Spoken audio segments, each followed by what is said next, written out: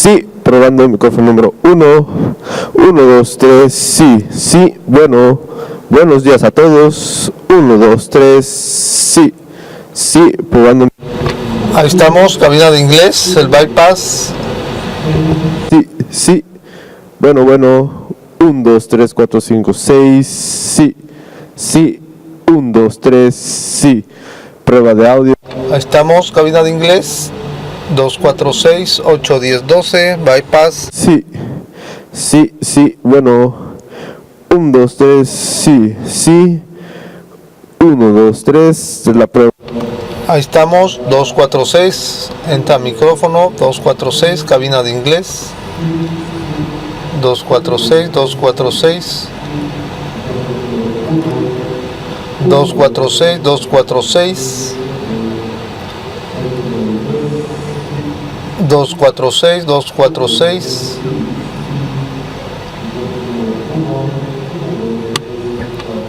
Cabina de inglés, 246 8 10 12 12 12. 16, 17, 18, 19, 20. Sí, sí. 1, 2, 3, sí. Sí. 1, 2, 3, sí. Bueno, 1, 2, 3. Micrófono número 1 para las cabinas. 1, 2, 3, sí. Sí, sí. 1, 2, 3, 4, 5, 6, 7. Sí, sí, sí. Bueno, micrófono número 1.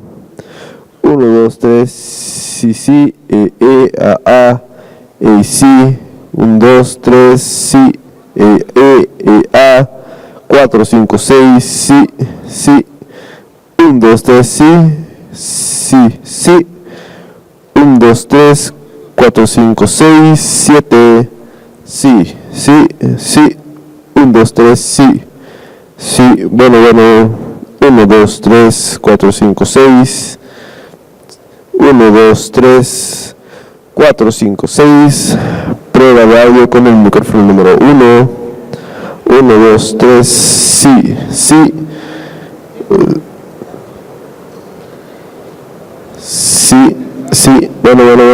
1, 2, 3, sí, sí, sí, sí. 1, 2, 3, sí, sí, bueno, sí, sí, sí, 1, 2, 3, sí, sí, sí, sí, 1, 2, 3, sí, sí, 1, 2, 3. This is English Interpretation Booth Audio. English Interpretation Booth Audio. 1, 2, 3, 4, 5, 6, 7, 8, 9, 10. This is English Interpretation Booth Audio. This is English Interpretation Booth Audio. 1, 2, 3, 4, 5, 6, 7, 8, 9, 10. This is English Interpretation Booth Audio. 1, 2, 3, 4, 5, 6, 7, 8, 9, 10. 1, 2, 3, 4, 5, 6, 7. Sí.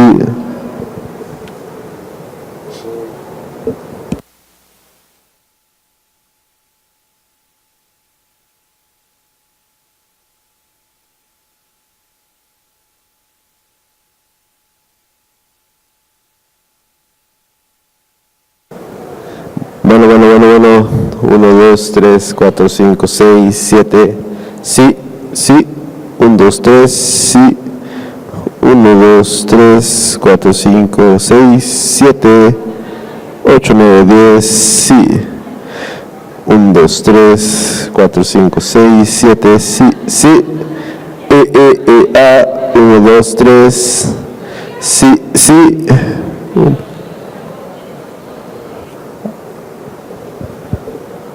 Ok, voy al podio.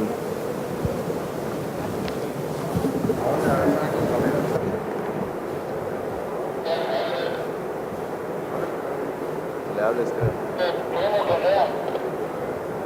Ok, sí, A, 5, 3, 2, 1, ok, sí, sí, ok, sí, micrófono de podiums, ok, 5, 3, 2, 1, sí, 5, ok, sí, A, sí. Bienvenidos, ok, 5, 3, 2, 1, A, sí, ok. 5, 3, 2, 1, ok, sí, A. 5, 3, 2, 1, sí, A, 5, 6, 7, 8, 9, 10, 11, 12, 13, 14, 15, 16, 17, 18, 19, 20, 21, 22, 23, 24, 25, 26, 27, 28, 29, 30. No te copio. 5, 3, 2, ok, sí, sí, ok, 5, 3, 2, ok.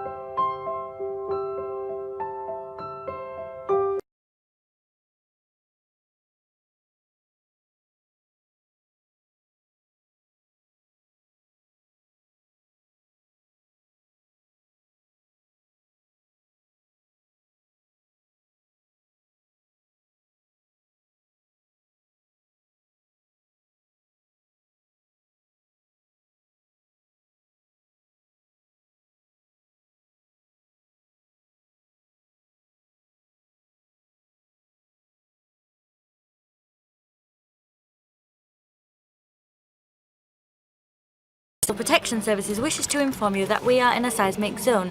Therefore, should an earthquake occur, you are required to follow the indications given to you by the civil service personnel and the evacuation routes. These will lead you to a safe zone. I would recall that these premises have an internal brigade of civil protection. These members of staff will take action in case of any emergency. Many thanks for your attention. Good morning, ladies and gentlemen. Once again, the Unit of Civil Protection of the State of Jalisco would like to inform you that in case of an emergency, there will be a safety personnel to assist you in all common areas with the evacuation of the center and direct you to the nearest emergency exit. Please follow the instructions and have a good time. Thank you. This is the interpretation booth. This is the interpretation booth. Test 1, 2, 3, 4, 5, 6, 7, 8, 9, 10. This is the interpretation booth. This is the interpretation booth.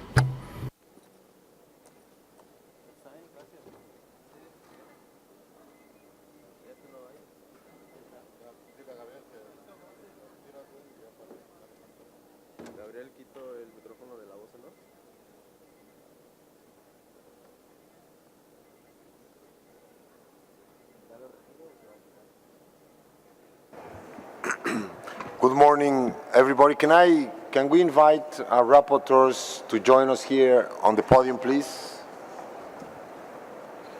So we can start as soon as possible.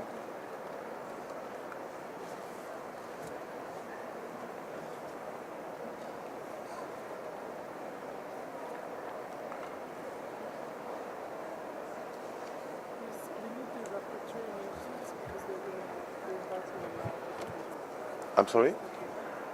He's asking for they don't have nameplates yet. So do you want to have like in order? Like one. Seat wherever. I will follow the order, but you seat wherever you want. On each side. Yes. Just seat wherever you want, Julian, and we will. One of. But I will be giving the order in the same order they happen. But seat wherever. Sit here. Sit here, Julian. The first one, I think. Well, you're the first. Why don't you go? Yeah, but sit here. It's fine. Don't worry for that. All right. Okay. Have a seat. Gracias. You want these already? Number 4, please, for the ambassador. Number 4.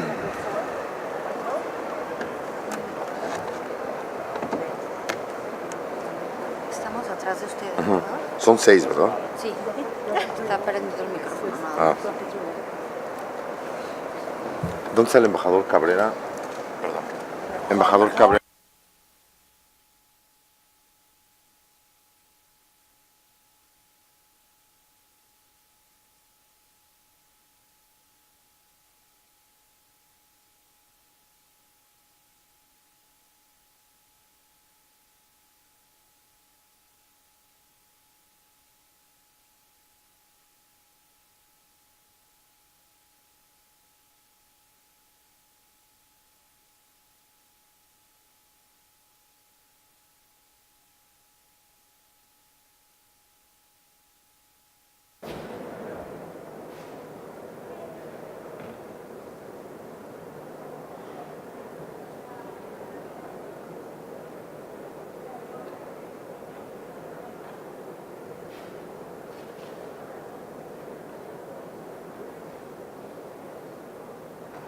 We are missing 3 rapporteurs. Well, we have number 1 and 2. You can see that.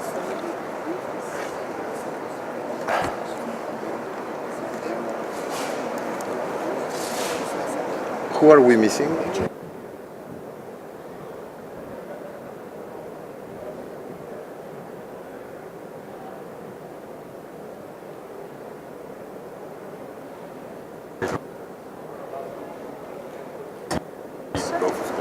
All right, so we miss now Niger. Where is them? Okay, I think we all are here. Everybody here. Thank you so much. Join us here and let's start. Ambassador Schulz from Germany is here. Excellent. Good morning, everybody. I hope you had a wonderful evening last night and that you are as fresh as we are to start working. Let me first recognize the presence of the PGA, the President of the General Assembly. Mr. President, you are very welcome not only to this session, but you are very welcome, of course, to Puerto Vallarta, which I have to say is a beautiful part of Mexico, and we are very, very pleased to have you here. And we are very pleased that you are joining us in this stock-taking exercise. It shows your commitment and your leadership on this, and we as co-facilitators, above all, feel completely supported by you, and that's something we are very, very grateful for that. Thank you so much. So the idea of today, as you know, of this first session is to hear from the 6 rapporteurs of the 6 sessions of yesterday. We were very encouraged as we were stopping by in each of them that we were achieving what we were expecting or wanting to be achieved for these sessions, which was to be practical, to make proposals, concrete ideas on how you member states would like the Global Compact to start looking or be configured. So for us it's very useful, and again we are grateful for that. So without further ado, let's start with the human dimension, and I'll give the floor to Ambassador Cabrera. Ambassador, you have the floor. Thank you. Estimados co-facilitators. Distinguished co-facilitators, ladies and gentlemen, I must begin by thanking the rapporteur for Action Group 1. Its motivation and personal experience fostered a climate which was very productive and which saw broad participation of all. But what we really saw were specific contributions which made it possible to identify feasible, pragmatic and viable recommendations, as well as means of implementation, stakeholders and strategic institutions. The human dimension of migration, there can be no doubt about this, is important, and there was great consensus around that notion, and it contains ideas and values around which we can only unite. Indeed, there is more that unites us than divides us. We are humans beyond borders, walls and divisions. I also wish to thank the Secretariat for their support in drawing up this report. In order to remain more faithful to the language used yesterday, I will continue to speak in English. Everything evolves around the human dimension of migration. Migration is about people who decide to change their lives by moving. Understanding migration and migration challenges through the eyes and experiences of migrants helps to understand the human dimension of migration. It is important to hear the voices of migrants and civil society on all aspects of migration. In the discussions of Action Group 1, it was considered that the Compact should be forward-looking and prevention-focused with short, medium and long-term solutions. The Compact should be people-centered and based on human rights regardless of any migration status. There was a recognition of rights and obligations of both states and migrants.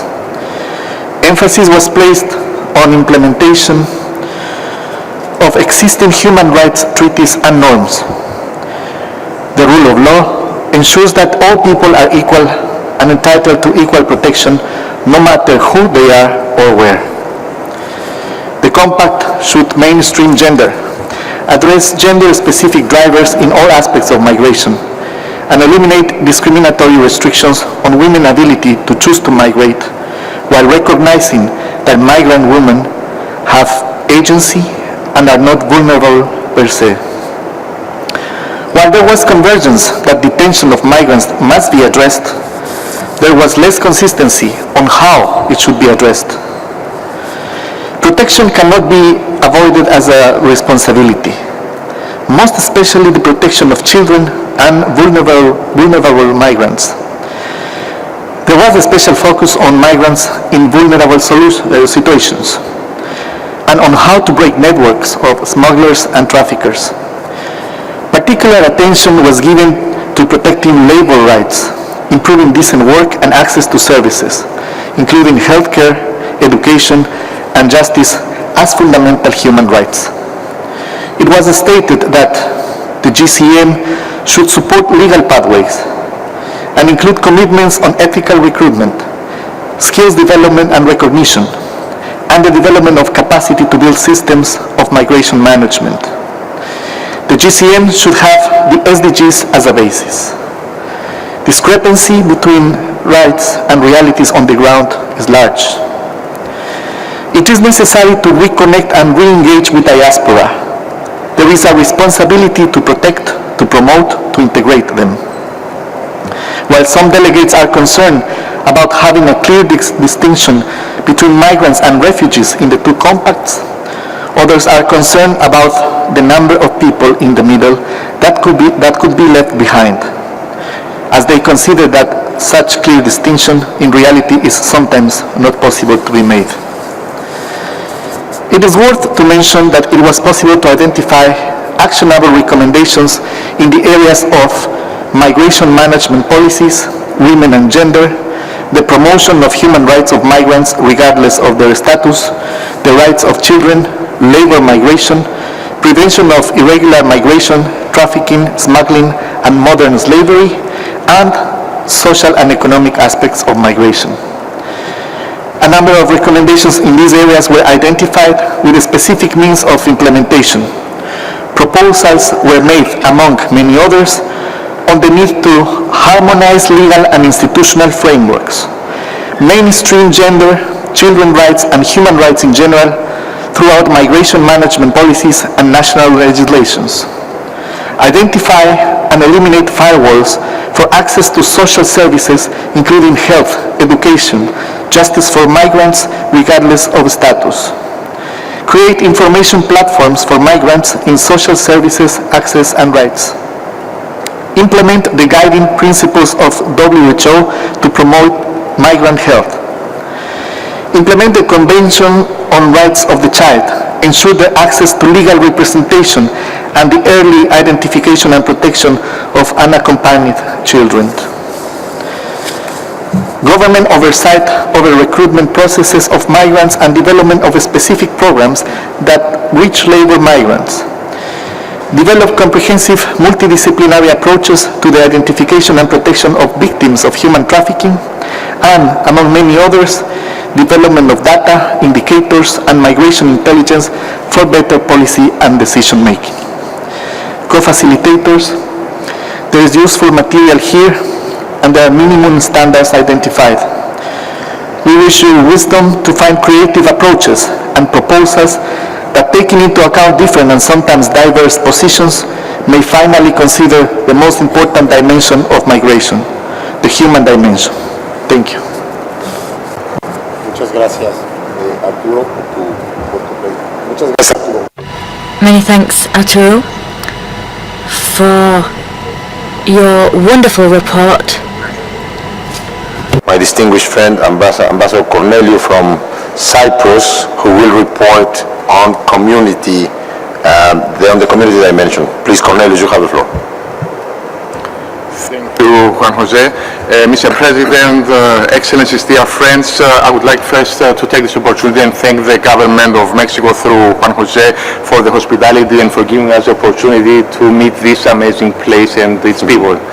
I would like also to commend the two co-facilitators, Madame Akbur and their teams, for the tireless efforts and the excellent work so far.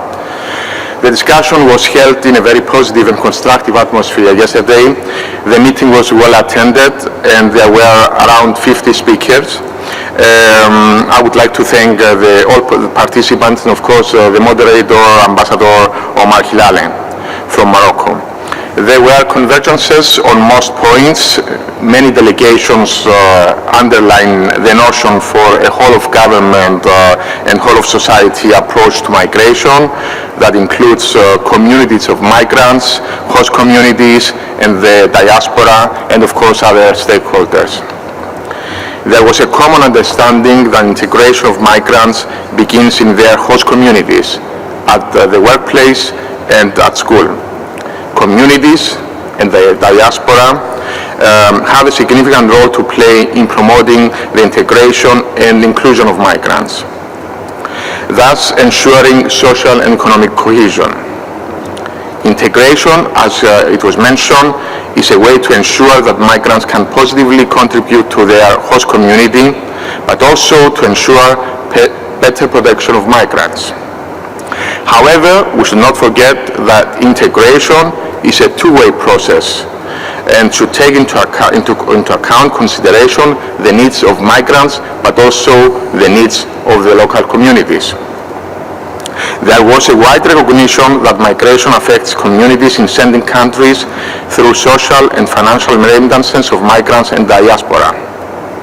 Communities and civil society in transit countries can also have a role in protecting migrants in vulnerable situations. The need for more dialogue and interaction was also stressed.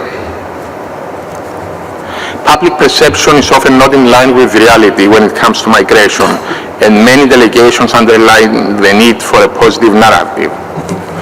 Moving now to actionable commitments in a telegraphic form with regards to integration first, a non-exhaustive list includes inform migrant communities and host communities about their responsibilities and rights, including institutionalized post-arrival information training, provide access to basic services, including education, justice and health, and also access to decent work, protect the human rights of migrants, including those of migrant women and girls, ensure access to education for migrant children and that they socialize in their community early on, provide language training, set up seminars to empower migrants and promote their financial awareness, support multicultural activities that promote appreciation of migrant communities, forge partnerships with media, civil society, community leaders, religious leaders, private sector and unions, and of course the diaspora, forge partnerships between sending and receiving communities, support capacity building of local communities, including rural communities, rural and indigenous communities, and those affected by climate change are amongst the most vulnerable and should not be left behind. Address the negative perceptions, including xenophobia, racism, and all forms of discrimination. Include local communities in efforts to address trafficking and smuggling of migrants. Strengthen resilience of communities. With regards to community engagement in sending countries, some actionable commitments that came out of the discussion are engage the community in sending countries to ensure the integration of migrants who return. Engage with local communities in migrant sending countries to inform prospective migrants of the risk of irregular migration and legal pathways. Facilitate the transfer of social remittances such as experience, entrepreneurship, and other skills of diaspora. Engage with the diaspora communities and local communities to help promote sustainable development in home and destination countries. Engage communities in addressing drivers of migration, including climate change and natural disasters. Thirdly, on data collection, collect data and promote positive messages, thus changing the narrative. Mapping of diaspora and their skills, setting up systems for citizens abroad to register. This would allow us for tailor-made skills enhancement and vocational training programs. In conclusion, in spite of the national framework, in spite of our differences, the communities have a vital role to play with regards to integration and inclusion of migrants, thus ensuring social and economic cohesion. Thank you, Juan Jose. Thank you so much, Cornelius. Now we go to the local dimension and I'll give the floor to Ambassador Marta Maura. Marta, querida, tienes la palabra. Marta, you have the floor. Good morning. Action Group 3 dealt with local subnational dimensions of migration. It was very lively, it was very concrete, and I think we got a number of actionable commitments that we believe can be put to good use in the design of the Global Compact. One overarching observation, cutting across all themes that were identified, was that the local level is where migration happens. That's the way it was put, where migration happens. It happens in schools, it happens in workplaces, in churches, and elsewhere. This should underpin all actionable commitments in the GCM, because it is there where the narrative on migration can change, whether positively or negatively, and where respecting human rights of migrants has its real impact. We identified 5 big subjects where actionable commitments were suggested. 1 was partnerships and coordination, 2, integration and protection, 3, labor needs and work opportunities, 4, citizenship and inclusion, and 5, mechanisms. With regard to the first one, partnerships and coordination, there was quite a broad agreement on the fact that the basis for the work of the local government is a partnership between the national governments and the local and subnational governments, because this is critical to ensure policy coherence between national and local levels of government. It's also the way that bilateral agreements and coordination between different local communities or municipalities and services can happen, including on questions as important as circular migration and labor needs in general. It's also the need for these partnerships between national and local governments is important when it comes to cross-border agreements and on border management. Also, partnerships must be forged between local government officials and the private sector, as well as with all citizens. That is not only the formal systems, but it is in the local government and the local governments and the local level where all of society can come together to ensure that policies and programs on migration are understood and well carried out. The regional consultation processes, consultative processes on migration are very useful forums for developing partnerships among and between local levels. In fact, although up to now the RCPs were generally attended by national governments, more and more some governments are beginning to include local actors, and this should be encouraged. And there was also some consideration of the fact that there's already a movement of different kinds of networks across local communities. In particular, the mention of the mayoral forum was done. The second subject, integration and protection.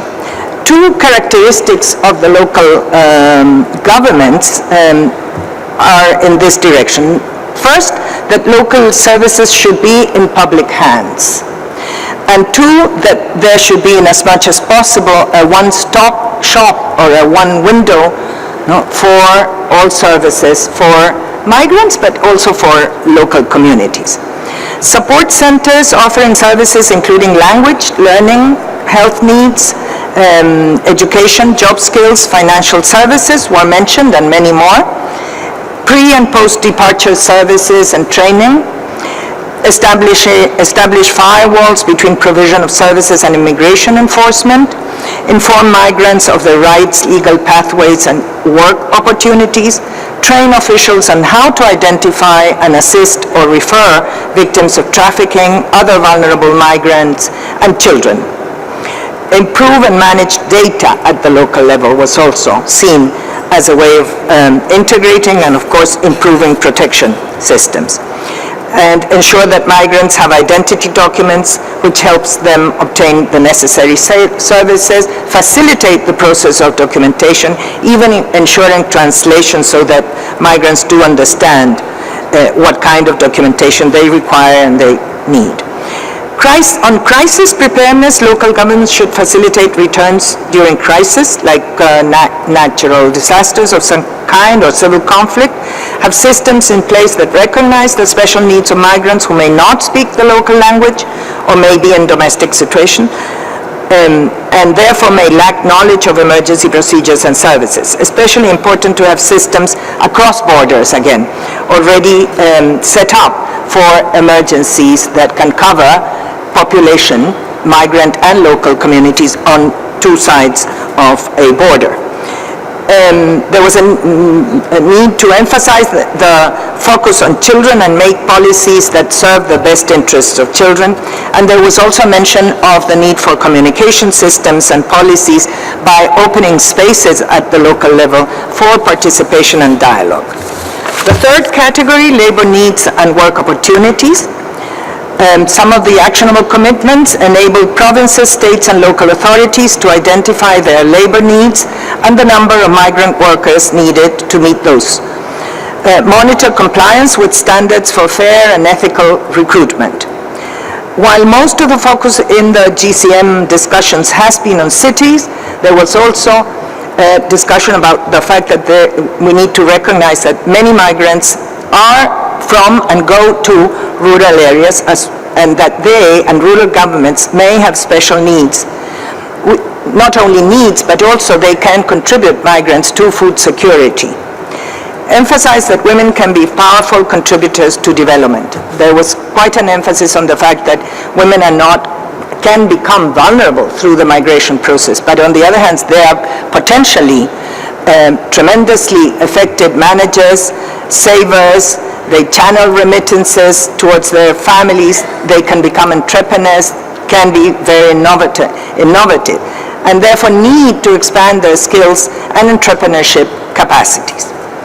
On the fourth category, citizenship and inclusion, it was stated very clearly that inclusion is not an administrative process.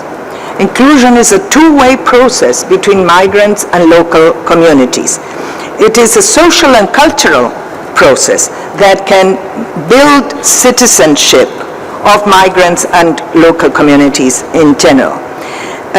There is a need to share views and assess needs in order to put together well-conceived practices and policies. There is a need to provide open spaces for sharing migrants and local communities' cultures, cosmovision, and becoming closer to each other in terms of their cultures. There was a need for special attention to integration of youth. And when it came to the last category, mechanisms, there was a mention of IOM as the logical lead agency and the GMC at global level. But also the IOM is very well placed, and it was recognized that it has a very prominent role at local level for ensuring migrants' needs and human rights are taken care of.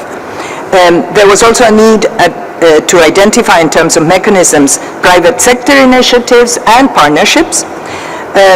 Remittances, a very powerful tool. There's much more that needs to be done to be able to ensure that remittances are a powerful development force at local level.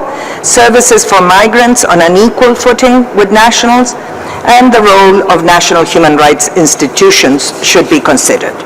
With that, we have a list, quite a list of concrete actionable commitments. Thank you. Muchas gracias. Many thanks indeed, Marta. Give the floor to Ambassador Gillian Bird on the national dimension. Gillian, you have the floor. Thank you very much, Juan Jose. Good morning, everybody.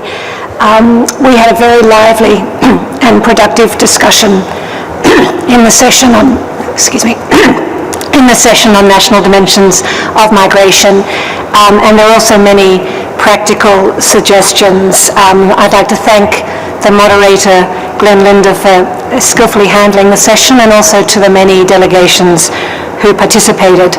I also saw many action cards being filled out, which I'm sure will help the co-facilitators develop the zero draft. So I'll do my best to sum up what was a very wide-ranging discussion. Interestingly, there are already a number of points of commonality with what has already been reported from the other sessions, which I think is an encouraging sign. The overarching theme of the session on the national dimensions of migration was that states have the sovereign right to determine who enters and stays in their territory, to control their borders, subject, of course, to international legal obligations. In fact, Director General Linda, who moderated the session, asked our group whether it might make sense for the GCM to include a chapeau, providing that nothing in the compact will impinge on this sovereignty. This chapeau, or something along these lines, might also be helpful in addressing some of the misperceptions in some quarters about what the GCM is. It was certainly clear from our discussion that given state sovereignty, the national dimension will be a central and critical aspect of the compact. Many themes emerged from our discussion which were not easy to assign to categories, as so many of them are interlinked, but I've tried to group them under 7 broad themes. Firstly, whole of government and whole of society approaches to migration. Second, the need for data to ensure evidence-based policy. Third, enforcement, returns and readmission. Fourth, work, skills and legal pathways. Fifth, integration, inclusion, human rights and protection. 6, capacity building, and 7, partnerships. And I will briefly, and I promise you co-facilitators very briefly, elaborate on each of these 7 themes. The first, whole of government and whole of society approaches. A great many comments noted how important it was to have whole of government, indeed whole of society approaches to migration, and the need for this was to ensure that there was a coherent national policy approach, and that this applied not only in destination countries, but also countries of origin. Whole of society was important because including civil society and the private sector was very important, and that it was also made clear that whole of government should encompass local and subnational levels. Many interventions mentioned various intergovernmental mechanisms such as national action plans to ensure a whole of government or whole of society approach. Second, data, and it's very much related to that first point. It was felt that better data, and we're talking about wide-ranging data, to use the term of the TED facilitator the other day, input and output data, so better data and better analysis of it was seen as absolutely critical to ensuring that national policies were evidence-based. Third, enforcement, returns and readmission. There was consensus, as I mentioned at the outset, that all countries have the sovereign right to determine conditions for entry and stay. There was also a recognition that countries have an obligation to accept returning nationals. There was a good discussion on the possibility of developing common understandings on procedures for return, and I'll come to that a bit later. It was also underlined, of course, that returns must be dignified and with respect for human rights. Several interventions mentioned that effective management of borders could also help to instill public confidence in migration systems and thus help ensure a positive environment for migrants. The fourth set of issues related to work, skills and legal pathways. It was noted that legal pathways could help to reduce people smuggling and irregular migration, and that such pathways can include permanent, temporary and circular migration, and it was very important to publicise these pathways. National governments needed to identify the skills they needed at all levels and facilitate employment creation. National policy should be aligned with relevant international standards, such as the ILO labor standards, and states should seek to ensure fair and ethical recruitment. Again, ILO standards and IOM's IRIS initiative were mentioned, and also that we could learn a lot from each other's best practice. It was pointed out that migrants might be able to fill labour needs in times of crisis, and there was an innovative suggestion for a website for which states would own the content but could use it to publicise the legal pathways that are available, so migrants are better informed and seek to migrate in a regular manner, and that this could assist in reducing irregular migration. The enormous benefit of remittances, and that was just mentioned from the last session, also arose in many comments, and the importance of finding ways to reduce costs, and there are a number of practical suggestions on how to do this. Fifth, integration, inclusion, human rights protection. A number noted, and again this has come up in other sessions, that children, especially unaccompanied minors, and migrants in vulnerable situations needed special assistance and attention. It was important that states also look at how they provide migrants access to services, including health, education, and financial services. Domestic workers were mentioned as in need of being seen in the mainstream of migrant workers and entitled to the same services. It was noted that it was important to train border police and other officials on human rights of migrants and to inform migrants of their rights. There was one creative suggestion to educate host country children about refugees and migrant children. A number of comments were made about identity documents as being critical both to protect rights and help ensure access to services. And two concrete ideas were to register births and to register undocumented migrants. Integration was described as two-way. Host communities provide services and migrants respect the rules and societal norms.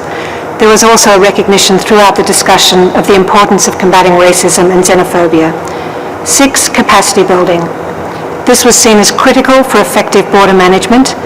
IOM was mentioned as a logical partner for states to help identify gaps in national systems and to help states build their capacity.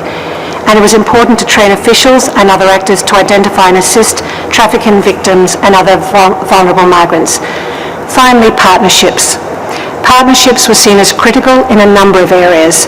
For example, in achieving effective and streamlined cooperation at borders, in combating trafficking, smuggling and modern slavery, and in the readmission of nationals.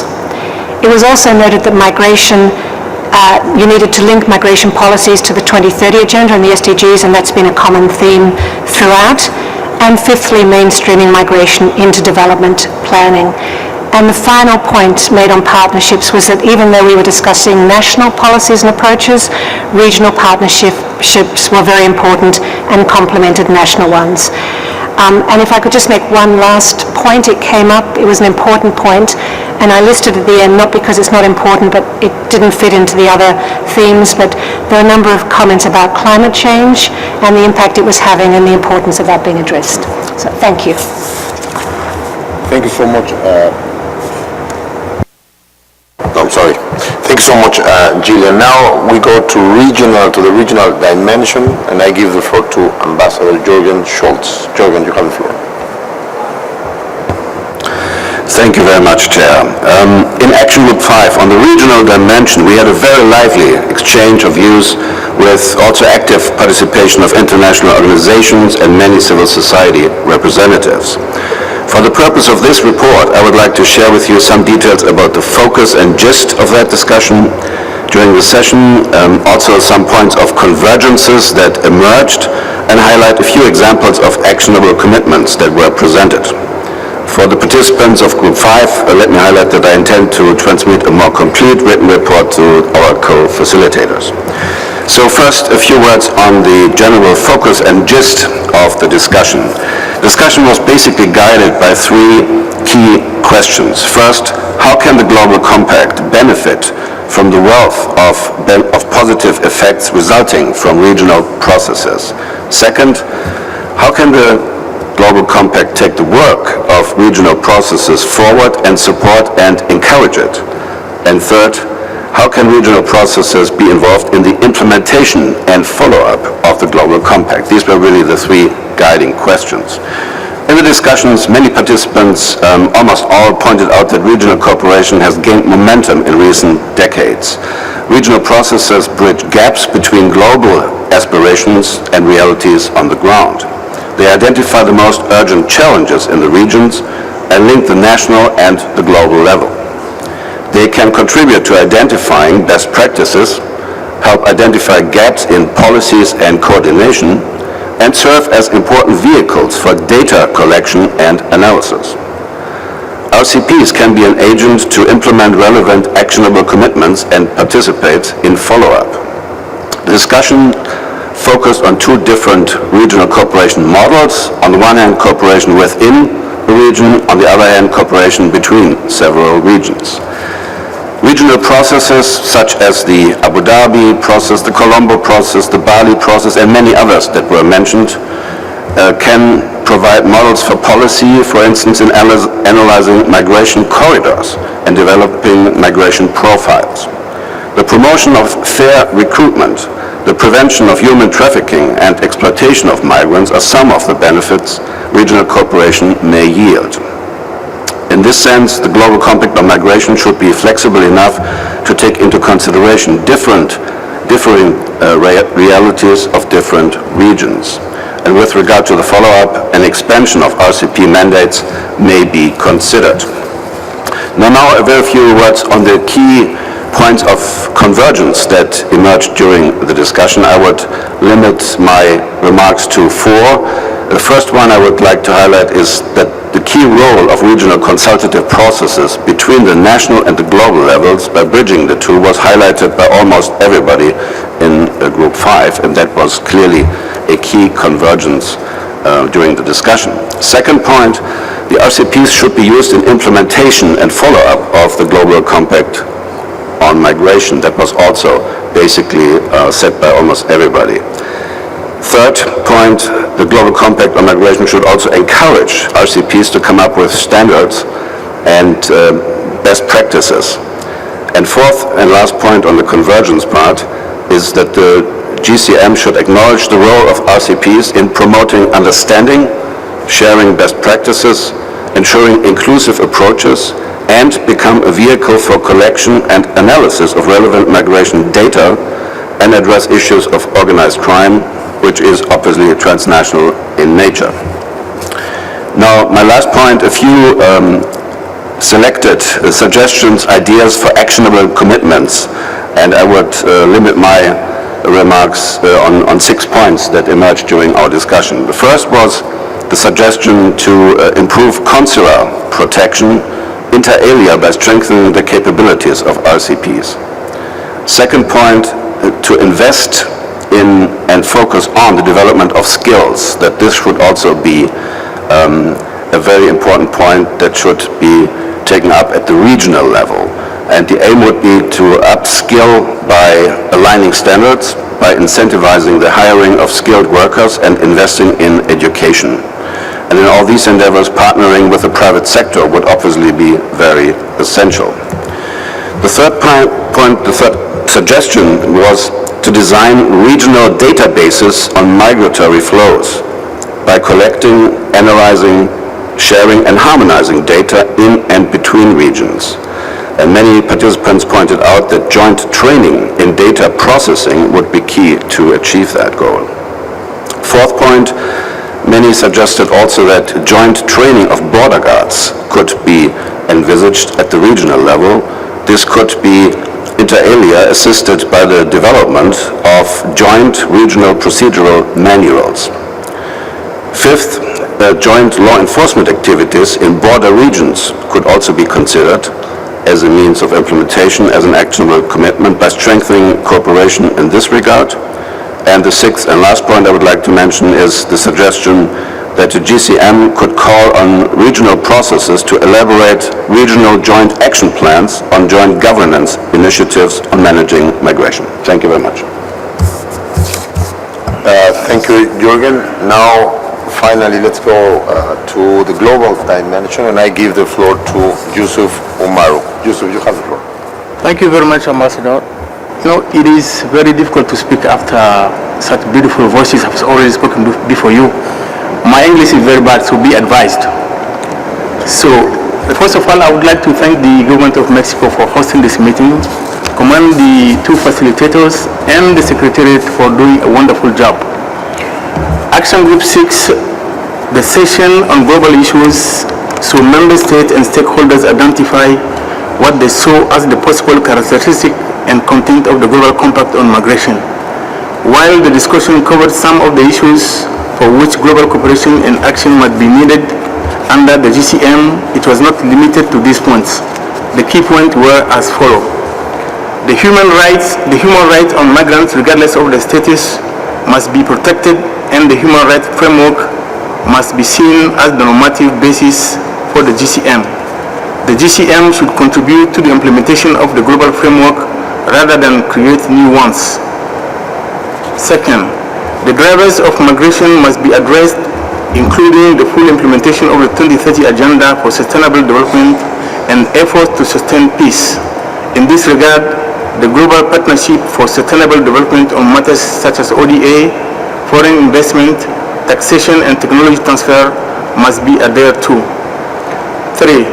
A number of delegations highlighted the need to expand legal migration pathway, make widely known those that are already available, and consider regularization of irregular migrants. Some delegations also stressed the need for global standards to ensure safe return of migrants to countries of origin. 4. The non-binding nature of the GCM, its respect for sovereignty, and the complementarity focus on international cooperation was also referenced to, though a small number of delegations proposed that the GCM be legally binding, at least in parts. The principle of shared responsibility was also referenced. 5.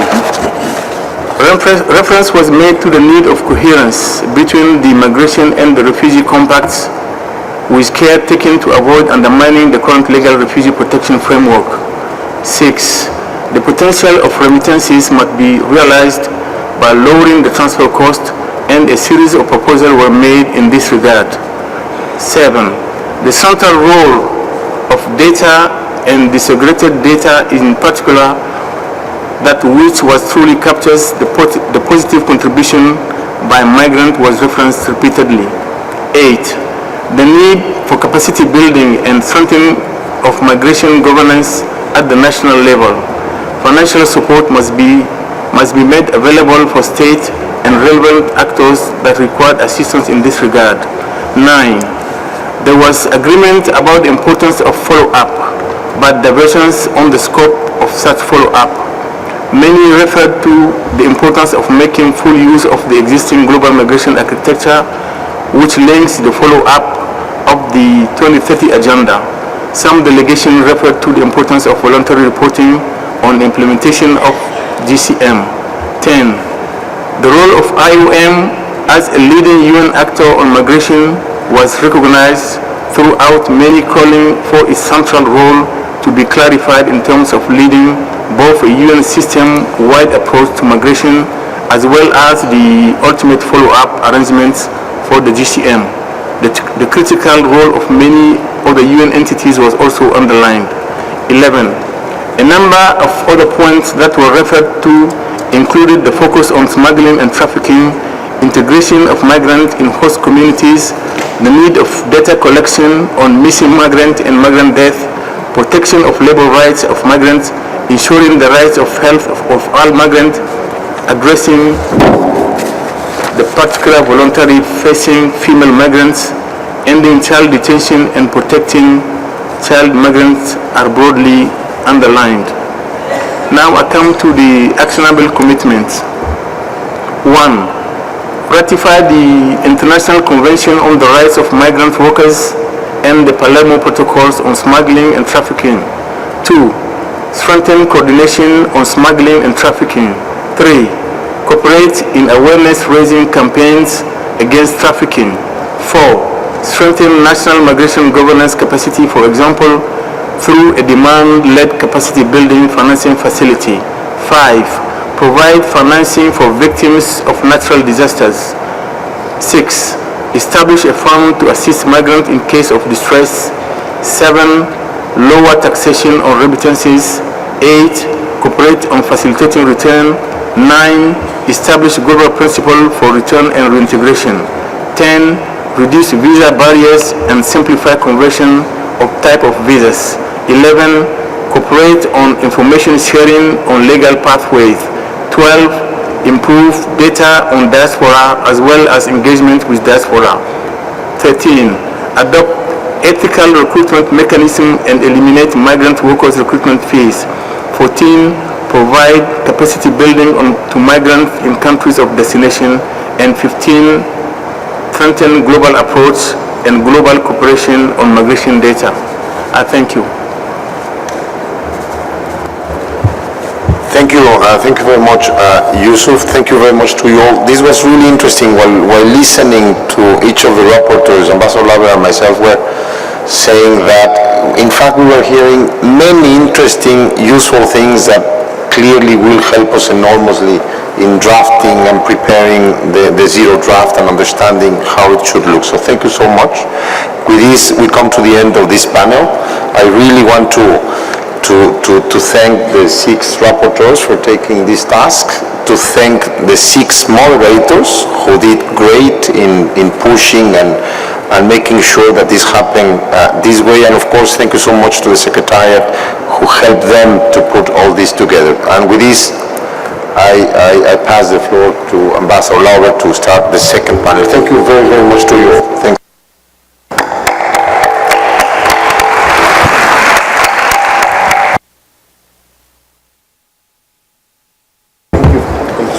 Colleagues, please don't leave the room. We are so wonderfully on time right now. We would like to continue right with the next segment. I would like to ask the 2 expert panelists we invited to start off this next segment to the podium. We have 2 more substantive segments today, and I'm really excited about both of them. The next one is about follow-up and implementation. And we didn't really have, over the last few months, during all these consultations, we never really had a dedicated, structured debate among member states and stakeholders on the follow-up and implementation. So this is a great opportunity for us co-facilitators, but for everybody in the room to express your ideas, your proposals on this very important part of the compact, but also once again to listen to what everybody has to say. This is, we had a few questions on this. How do co-facilitators imagine follow-up and implementation? What's your ideas? And once again, we've had to remind everybody that this is not a co-facilitator's document. This is not a co-facilitator own process. This is your process. So we need to hear your ideas and your priorities for this, and that's what we're going to have this morning.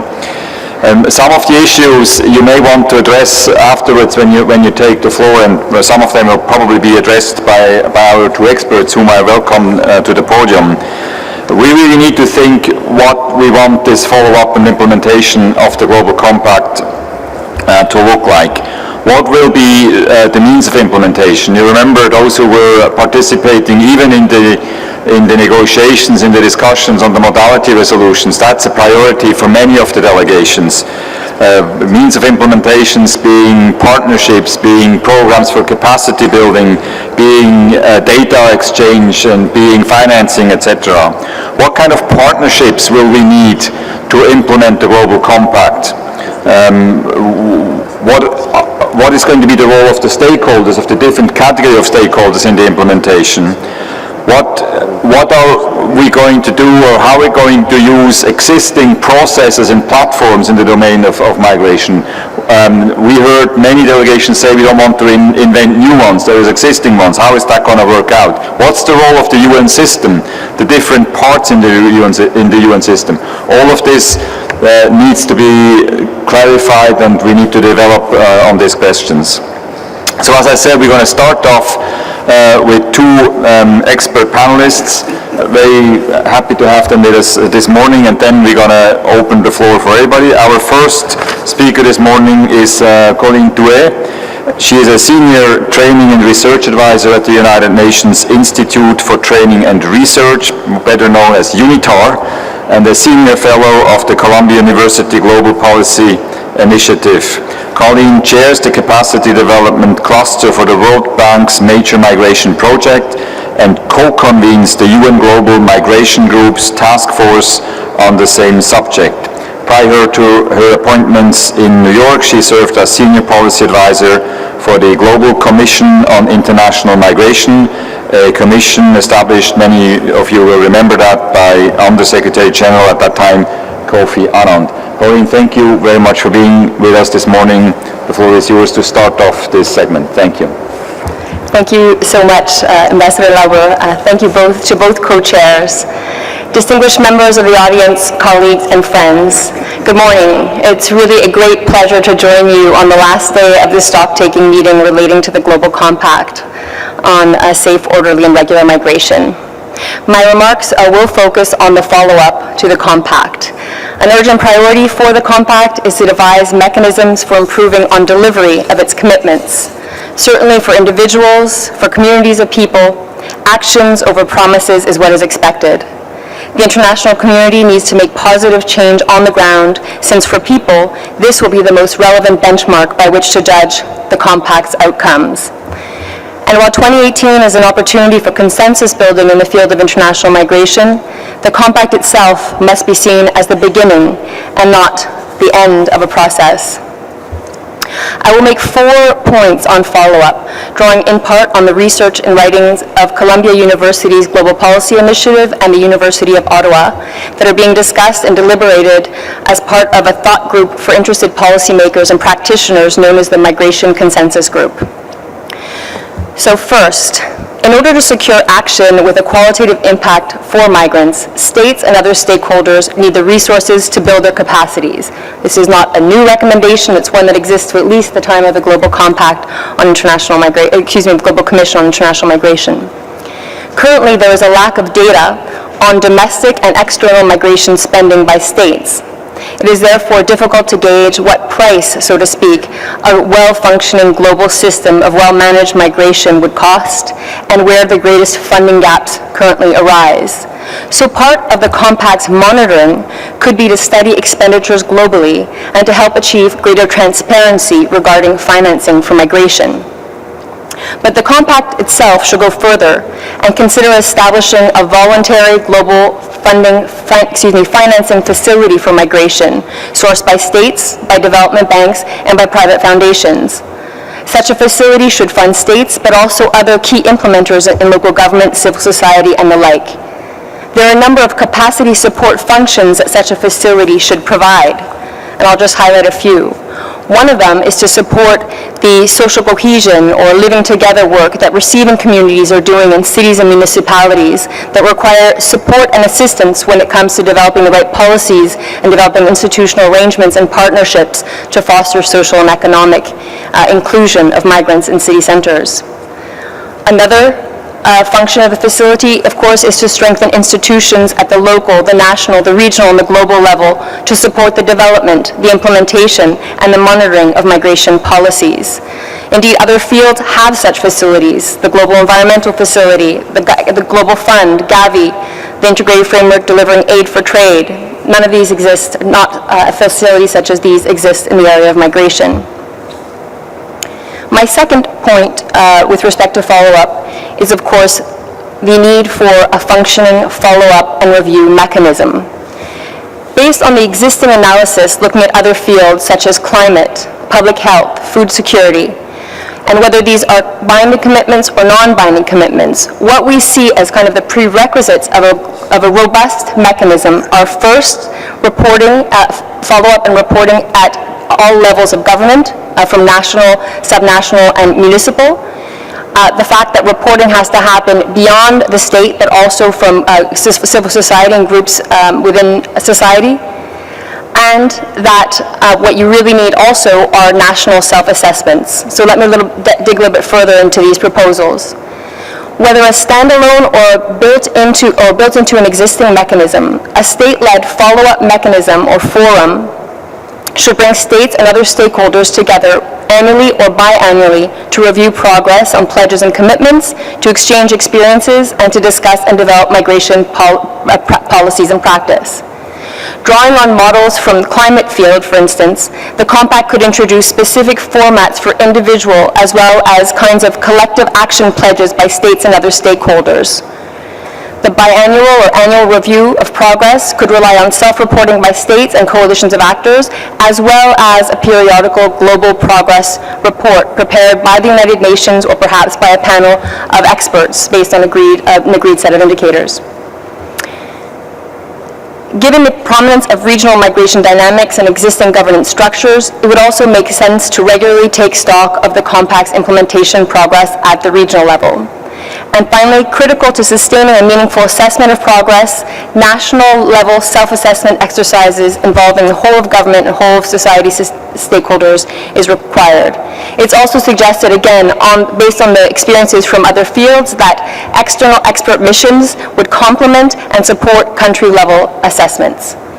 Moreover, on follow-up and monitoring, in addition to process-related questions, there are interesting proposals out there for reporting on the Compact for Migration, that it be done in tandem with the Global Compact for Refugees. Third, follow-up will require a strong international organization for migration, IOM, that is firmly established as first among equals, buttressing the international institutional architecture in this field. What are some of the necessary enabling conditions to make this happen? A number of actions have been put forward, and here are some of the essential ones. Securing the organization's ability to engage in long-term strategizing through stable funding sources. Reforming the organization to provide it with the strategic and knowledge generation capacities to match its operational ones. Sustaining political support at the highest levels to ensure that migration continues to be systematically mainstreamed into development and humanitarian policy and programming. Ensuring a closer relationship between IOM and UNHCR, including in the execution of the compacts on issues of complementarity. Improving capacity building through a better integration of new technologies into learning and assessments. And initiating a stronger regional activation through deeper political engagement in regions and an operational strategy that draws on the UN's regional governance systems. Finally, fourth, follow-up will necessarily entail a reliance on true partnerships. Neither states, the United Nations, civil societies can improve migration governance and the plight of migrants on its own. My final word relates to one partner that you heard from yesterday. It is a partner willing to engage multilaterally, to inform, to assist, to strengthen its own capacities to engage, and here I'm referring to cities. As the Mayor of Montreal, Valérie Plante, indicated in her address, this begins with a relationship, open communication and trust between national government and subnational ones. Municipal leaders will in large measure have to support and in some cases orchestrate the follow-up to what states decide for in the compact. Moreover, they, in partnership with civil society, tend to migrants' well-being as they do for all city residents. The importance of engaging with cities is all the more relevant when national governments seek not to engage in this policy space. Just last night, and within the last 24 hours, over a dozen major U.S. cities, led by the city of New York, signed on to the Metropolis Declaration presented by Mayor Plante during her address yesterday. These American cities, Atlanta, Austin, Chicago, Washington, D.C., Los Angeles, Philadelphia, Sacramento, San Jose, I'm only naming a few, all pledged their commitment to soldier on with the international community in this area that is so critical to their own work and to strengthening local governance more generally. Distinguished members of the audience, cities need to be provided with adequate resources to be included in such policy deliberations, acknowledging that social cohesion is rooted in community-based efforts grounded in the growing wisdom of cross-border exchange between cities, across countries, and across continents. And that the success of cities, working hand in hand with national and regional governments, will have repercussions that go beyond the nation state. Thank you. Thank you very much, Colleen. Our second speaker this morning is Colleen. Yes, absolutely. Thank you very much. Our second speaker this morning is Colleen Rajah, a very well-known face in our process. Colleen is the IOM's civil society liaison particularly on the Global Compact on Migration. In this capacity, he coordinated a series of 7 regional civil society consultations. He co-organized the civil society stock-taking and strategy meeting on just 2 to 3 December, and he supported civil society engagement in various other events and sessions during the Global Compact's consultation phase over the last 12 months. Colleen, thank you for being with us this morning, and you have the floor. Thank you, Ambassador. I want to start by referring, as many of my civil society colleagues have this week, to our 10X for a Global Compact document, wherein we contain 10 specific recommendations and ideas that we've coalesced together this past year in thinking about what a Global Compact should and could look at. And specifically, I want to refer to Act 10 on governance, implementation, and monitoring. Ambassador Lauber has a very good Swiss watch. He's not going to allow me to go through all 6 elements of Act 10, but I want to touch at least on the first 3. The 10.1 specifically refers to strengthen leadership at the UN level. In particular, talks about furthering the continued integration of IOM into the United Nations system, something that Colleen already referred to quite a bit here. 10.2 talks a little bit about architecture, and specifically we refer to sort of a 2-year transition phase. And in this 2-year transition phase, we speak about an elevated SRSG's office and working very closely starting with a quintet of agencies, IOM, UNHCR, ILO, OHCHR, and UNODC. But not just these 5, also working closely with other agencies that have a mandate and ongoing work already on migration, UN Women, UNICEF, DESA, and many others. But we talk about a phase where we can transition and begin work on the compact within structures that already exist, but really enhancing that cooperation and partnership that Colleen also referred to. I really want to focus specifically on 10.3. And this is implementation on the ground. On 10.3, we call for national and regional action plans. And these action plans, specifically, we ask for alignment with SDG implementation that's already ongoing and using those mechanisms. And specifically, we talk about a whole of society of approach in these implementations on the ground. And in very particular points, and I want to read this verbatim because it's so important, we talk about including well-defined participation, roles, and responsibilities for migrants, refugees, diaspora, and civil society on the ground. On the ground, or as I often like to talk about it, in our communities.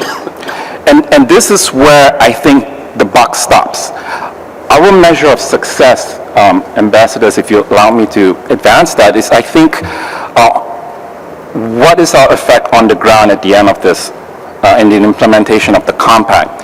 And I think I like to kind of call upon a mantra or rallying cry that our sisters in the domestic worker movement often say, nothing about us without us.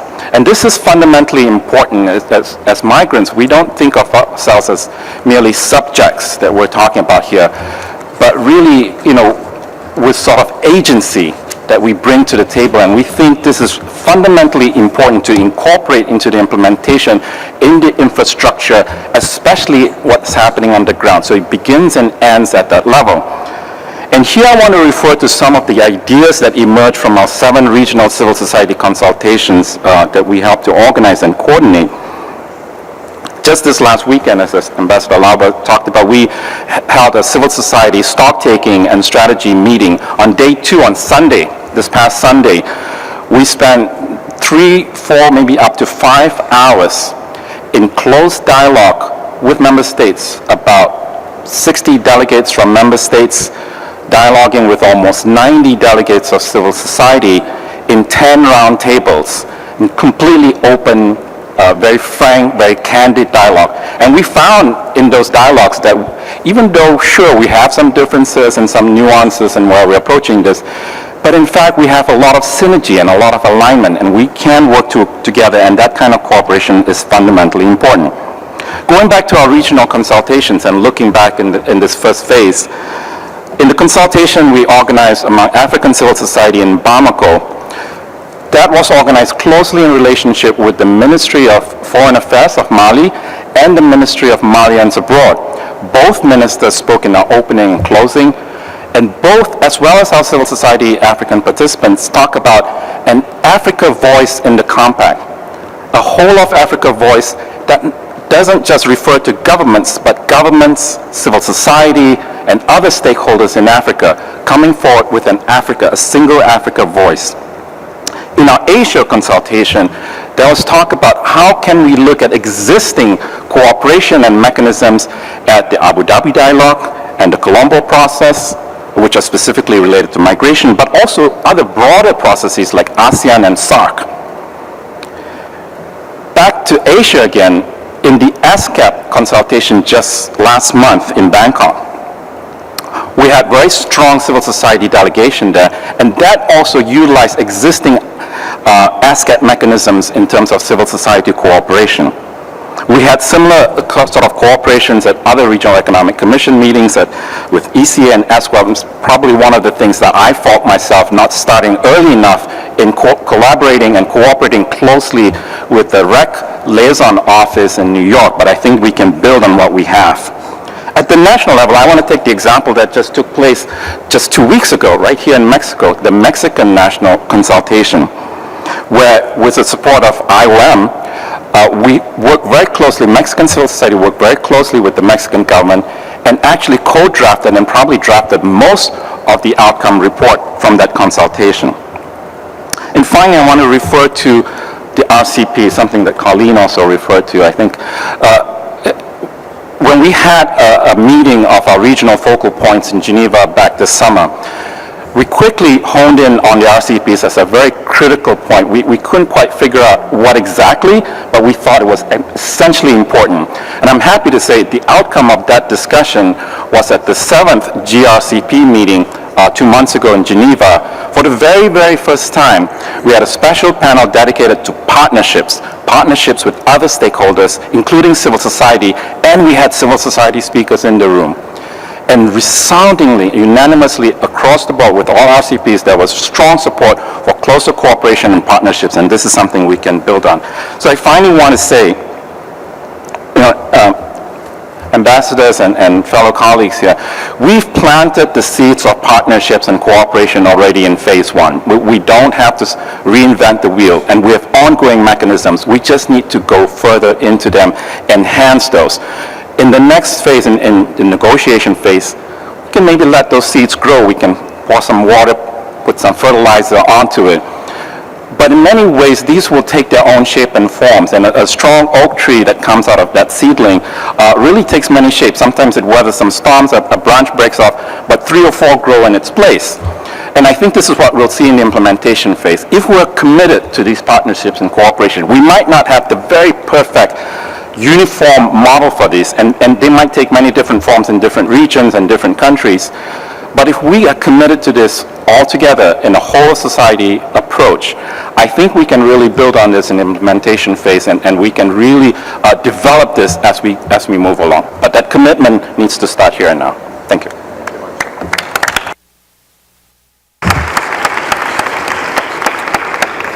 Thank you much, Colin. My very good Swiss watch tells me you were right on time. So. Colleagues, I assume, and in fact I hope, that many of you will want to take the floor in this segment. We have a fair amount of time between now and 1 p.m.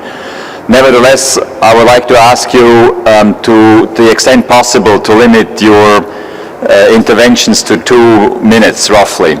And also, I know we've said this before once or twice, please try to be specific. This is really the golden opportunity to come on with specific recommendations, not policy statements. We are now particularly talking about follow-up and implementation. Also, you still have the possibility to submit these index cards with your proposals and proposals for commitments. Also, I want to dispel a misunderstanding. These are not your commitments anybody is going to hold you up to. Don't worry, you can even put them into the box without signing off the name of your delegation. This is just for us an excellent opportunity to get your proposals for commitments, means of implementation and partnerships, and we will take them into account when we work on the next phase. The box is still outside. Please make use of it. I also would like to ask you on behalf of our translators who sometimes get a bit into trouble when you try to limit your 4-minute statements into 2 minutes. Please try to speak at normal speed, or else it's impossible to translate your very important messages. Nevertheless, try to stick to 2 minutes. I already have an impressive list, and the 6 first ones on my list are Brazil, Bangladesh, Sweden, Indonesia, the United Arab Emirates, and Eritrea. Brazil, you have the floor.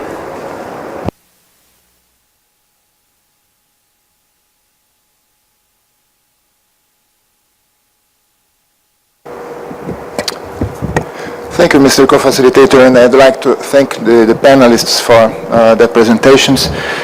Since you requested us to make recommendations, we would like to share some thoughts on how we should proceed with the follow-up. First, we do feel a need for a follow-up on an yearly basis, something that goes along the lines of a peer review, and that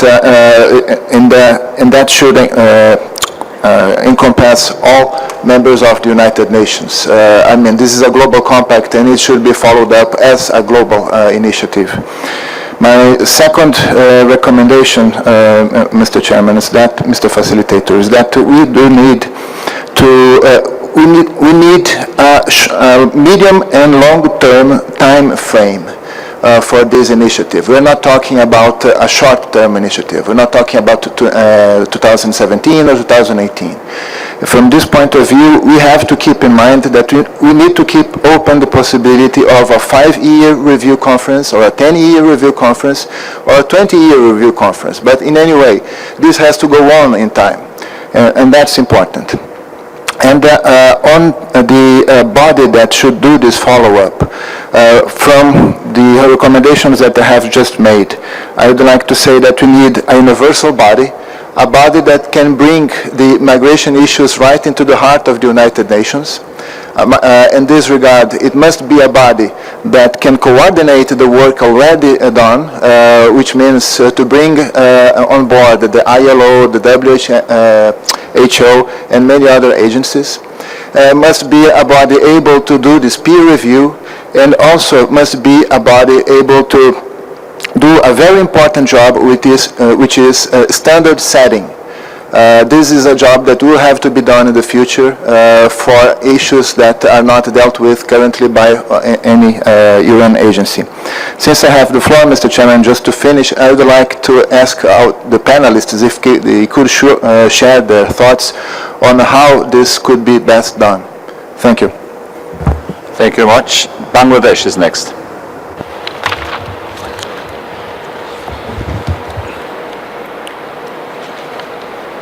Thank you, Mr. Chair. I, on behalf of Bangladesh delegation, I would like to take this opportunity to thank the Mexican government for hosting this excellent meeting. Due to time constraint, I will be very brief and would like to emphasize the Bangladesh government's commitment towards safe, orderly, and regular migration. Our government, and especially our Honorable Prime Minister Sheikh Hasina, have taken a number of positive initiatives. For example, enactment of Migration Act 2013, Migration Policy 2016, and Skill Development Policy, NRV Bank, and Migrants Welfare Bank. We have made important migration services more accessible at local level.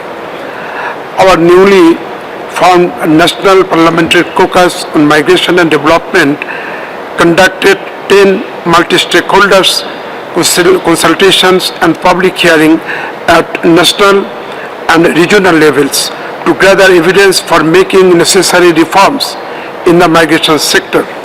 I strongly believe that parliamentarians can play an important overseeing role for implementation the Global Compact.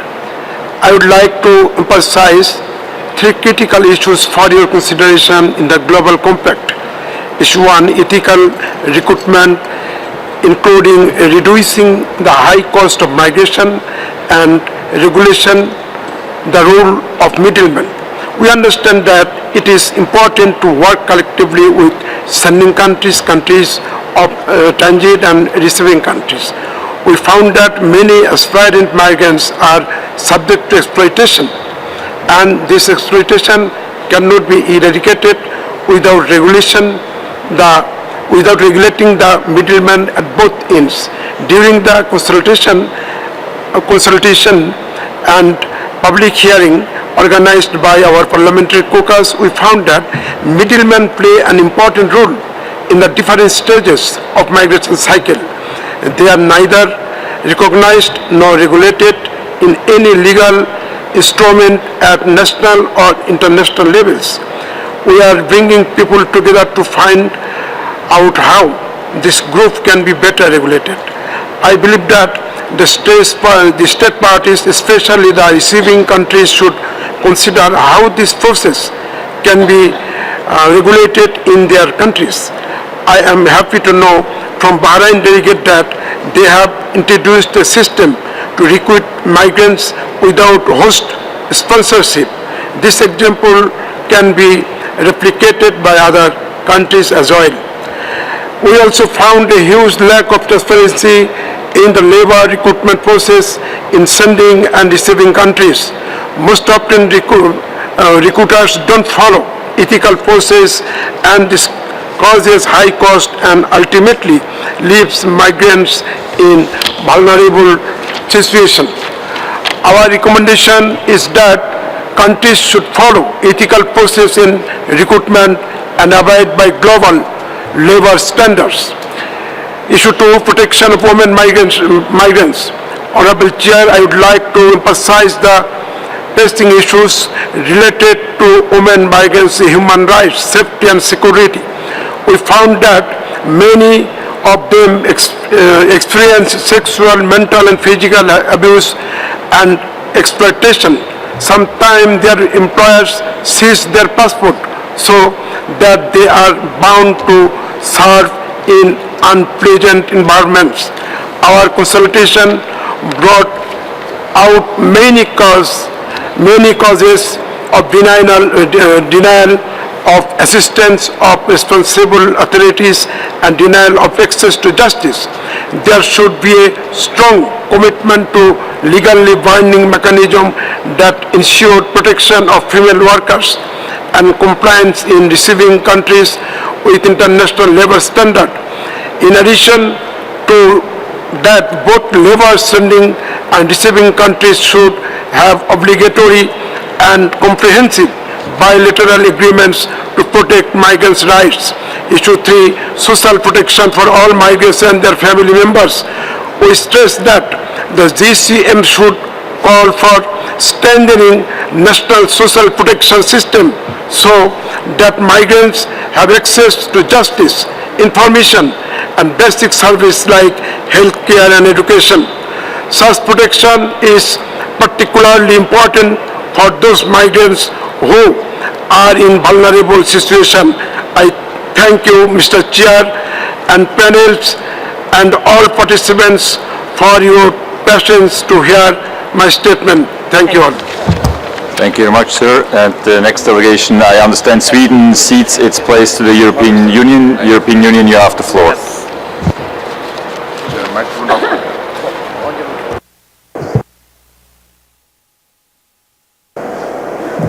Thank you, Chair. I thank Sweden for ceding the place, and I have the honor to speak on behalf of the European Union and its member states. In terms of the follow-up framework for the Global Compact on Migration, I believe there are two issues we need to look at, on substance and on the governance of the follow-up process. The EU and its member states, we want to ensure a robust, comprehensive and inclusive Global Compact on Migration, reflecting all dimensions of the migration issues and bringing added value to the New York Declaration for Refugees and Migrants, and further strengthening cooperation amongst countries of origin, transit and destination in tackling migration challenges. Therefore, following the adoption, continuity and sustainability of the Global Compact is of paramount importance in order to ensure that the global governance of migration remains high on the international agenda and firmly embedded in other relevant UN processes. We believe that the follow-up of the Global Compact, as much as the Global Compact on migration itself, should be of a non-legally binding nature and should be based on existing UN fora without the need to create any new structures. It should be an efficient, light and responsive process, building on and bringing in examples of concrete actions, best practices and lessons learned, reflecting national and regional experiences, thus ensuring flexibility and emphasizing the voluntary nature of the process. Regional and cross-regional follow-up should also be part of the process, with the aim of enhancing regional ownership and encouraging sharing information, ideas and practices in the regions and across regions, which could feed into the global review process. This could build on and complement existing dialogues and frameworks, such as, for example, those that have been developed between Africa and the European Union. Concerning governance, the IOM, in our view, should play a lead coordinating role in the follow-up and review process of the Global Compact on Migration, in close coordination and cooperation with other relevant UN agencies and bodies, given the multifaceted aspects of migration. Consideration should also be given to make the best use of IOM's policy and technical expertise in this regard, including through periodic reports on the progress achieved while taking into consideration the state-led nature of the process. The follow-up process of the Global Compact should be aligned with the existing mechanisms that are already charged to assess progress towards the achievement of the migration-related commitments in the 2030 Agenda, such as a high-level political forum on sustainable development or the General Assembly high-level dialogue on international migration and development. The Global Forum on Migration and Development could also provide additional input in the follow-up and monitoring process. However, its informal and government-led nature should be retained. Finally, Chair, if we aim to streamline all existing international migration frameworks, we should be careful not to have too many players to stake the claim. For this new process to succeed, it's key to ensure a close link to the UN Secretary General to have strong political steer from the top. With regard to the means of implementation, we consider that the Global Compact on Migration should not impact on Member States' assessed contributions in the UN system. We should rather focus on innovative partnerships and better involvement of the private sector and of other stakeholders. The success of this Global Compact depends on countries working together. A solid, comprehensive, inclusive and efficient follow-up and review mechanism will be crucial in order to ensure effective implementation of the Compact. The EU and its member states will continue to support this novel process and believe that it's an important opportunity to strengthen global cooperation in order to promote a balanced, comprehensive approach in managing migration. Thank you, Chair. Thank you very much. Indonesia is next.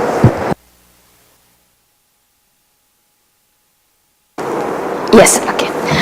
Allow me, Mr. Chair, to share Indonesia's view on the follow-up and the implementation of the Global Compact on Migration.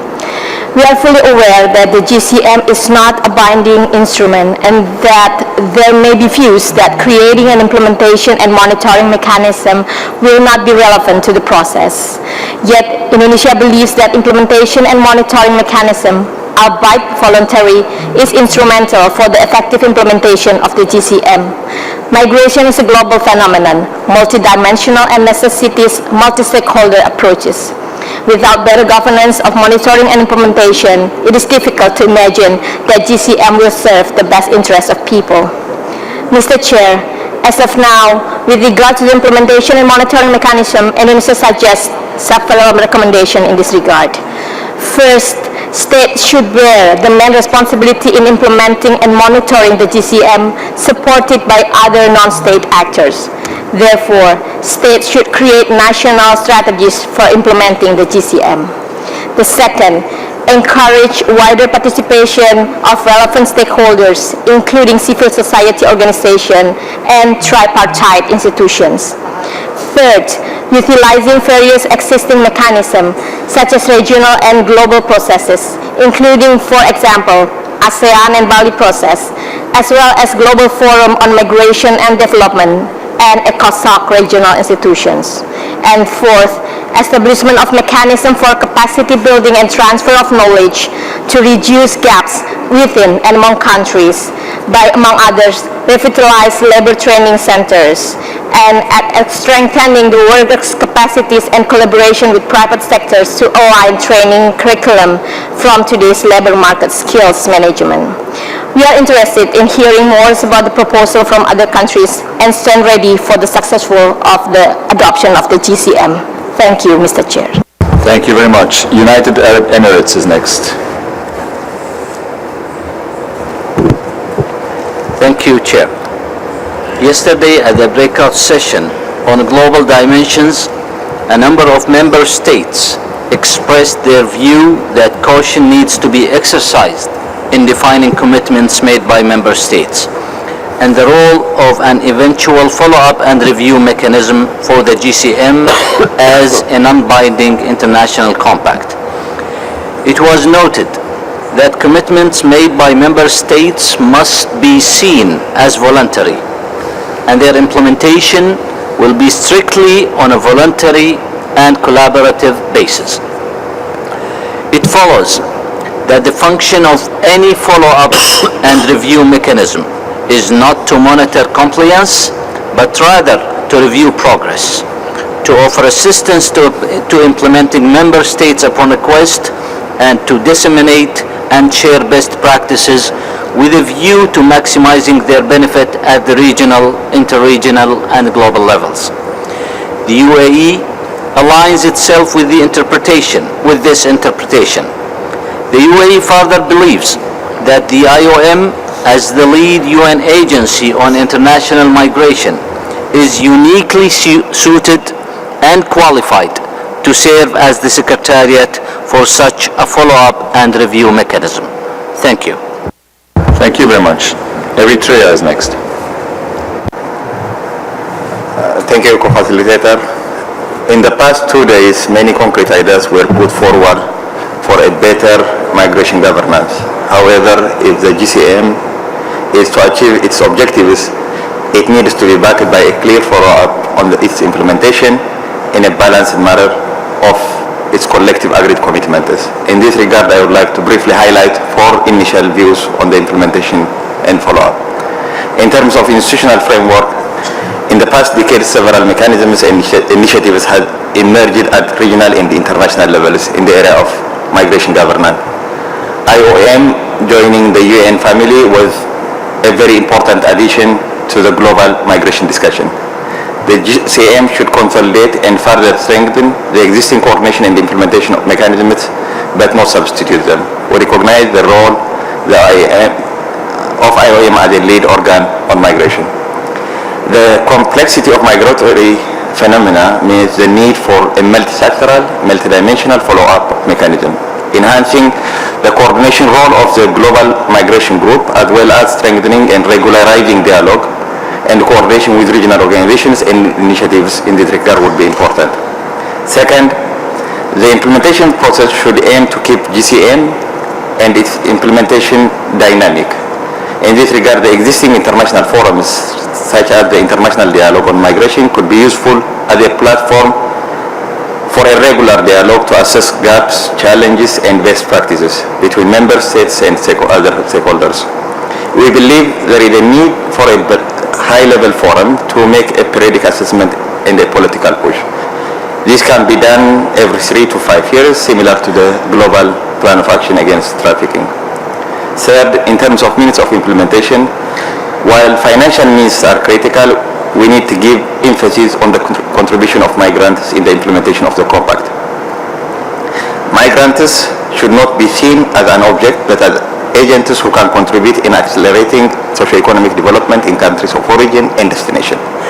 The GCM should focus more on the ways to harness the capacities, financial skills, and others of migrants in addressing not only the migration-related challenges and opportunities, but also the implementation of internationally agreed development agenda. Fourth, in terms of reporting, we may think of voluntary reporting. As migration involves multiple member states, we can even think of having a platform for joint reporting between countries of origin and destination. Finally, Eritrea will continue to support this process and closely work with all countries for the success of the GCM in order to make migration safe and consolidate the contribution of migrants and diaspora communities. I thank you, Mr. President. Thank you very much. I'd now like to give the floor to the Director General of IOM, Miriam Swing. Director General, you have the floor.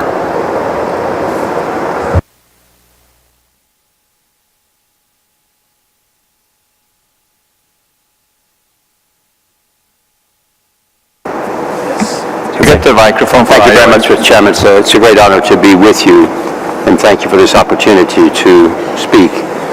I think it's quite clear to all of us that the adoption of a global compact on migration is not only a major achievement, it will be historic. At the same time, as many of you have said already, this will not be the end of the road. It will be just the beginning.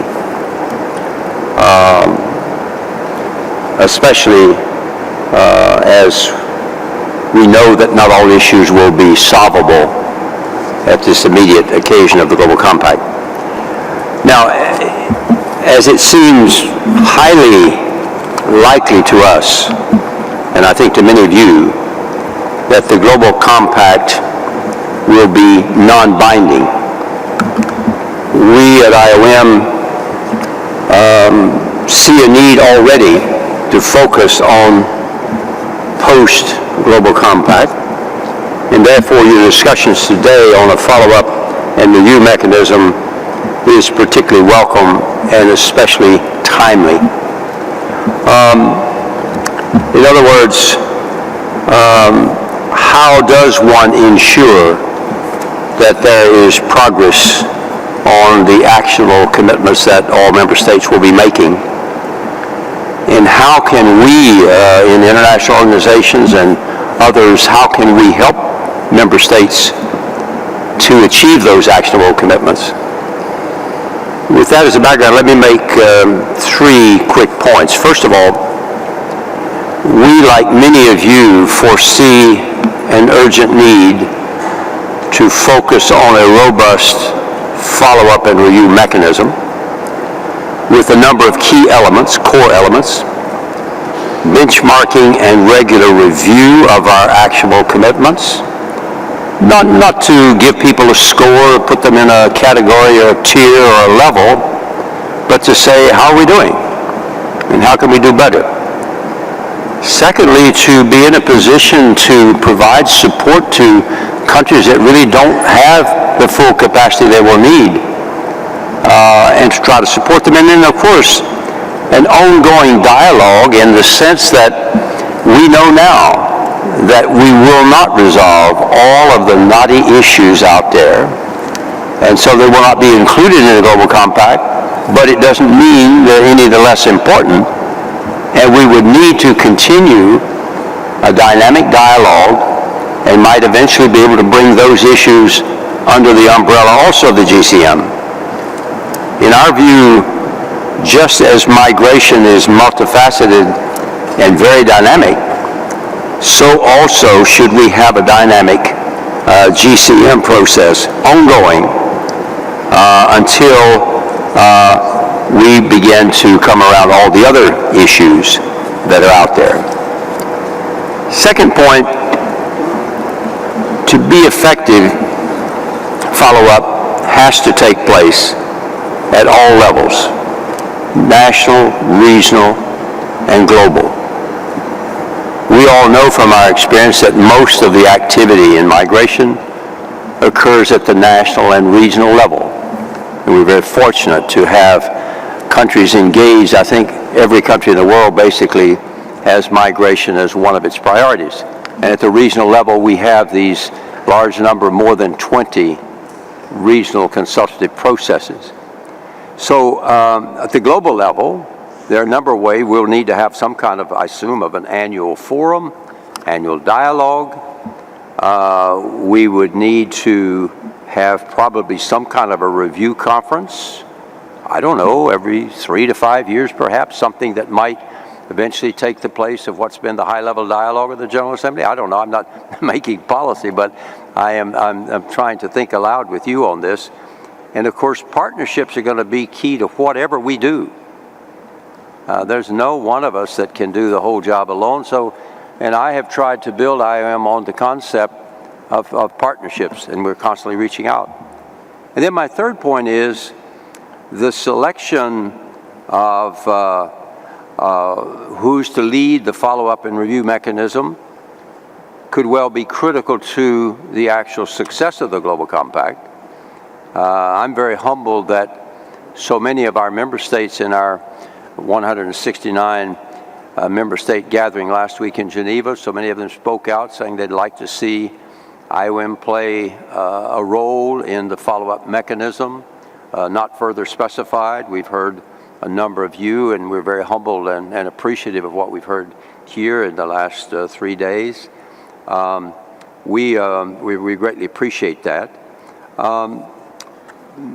You know, they base, I guess, on a number of things, our 66 years of experience, and just as an aside, yesterday was our 66th birthday, December 5, 1951, along with UNHCR.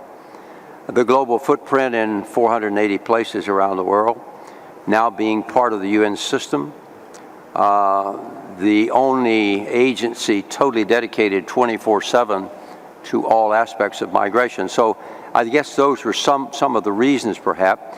Also the fact that we are committed to partnership, whether it's the GMG, whether it's the Global Forum, or otherwise.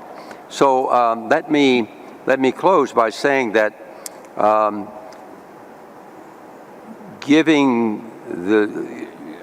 whatever role you give us in this, or wherever to be given, would itself be an answer to the plea of everyone that we not create any new mechanisms.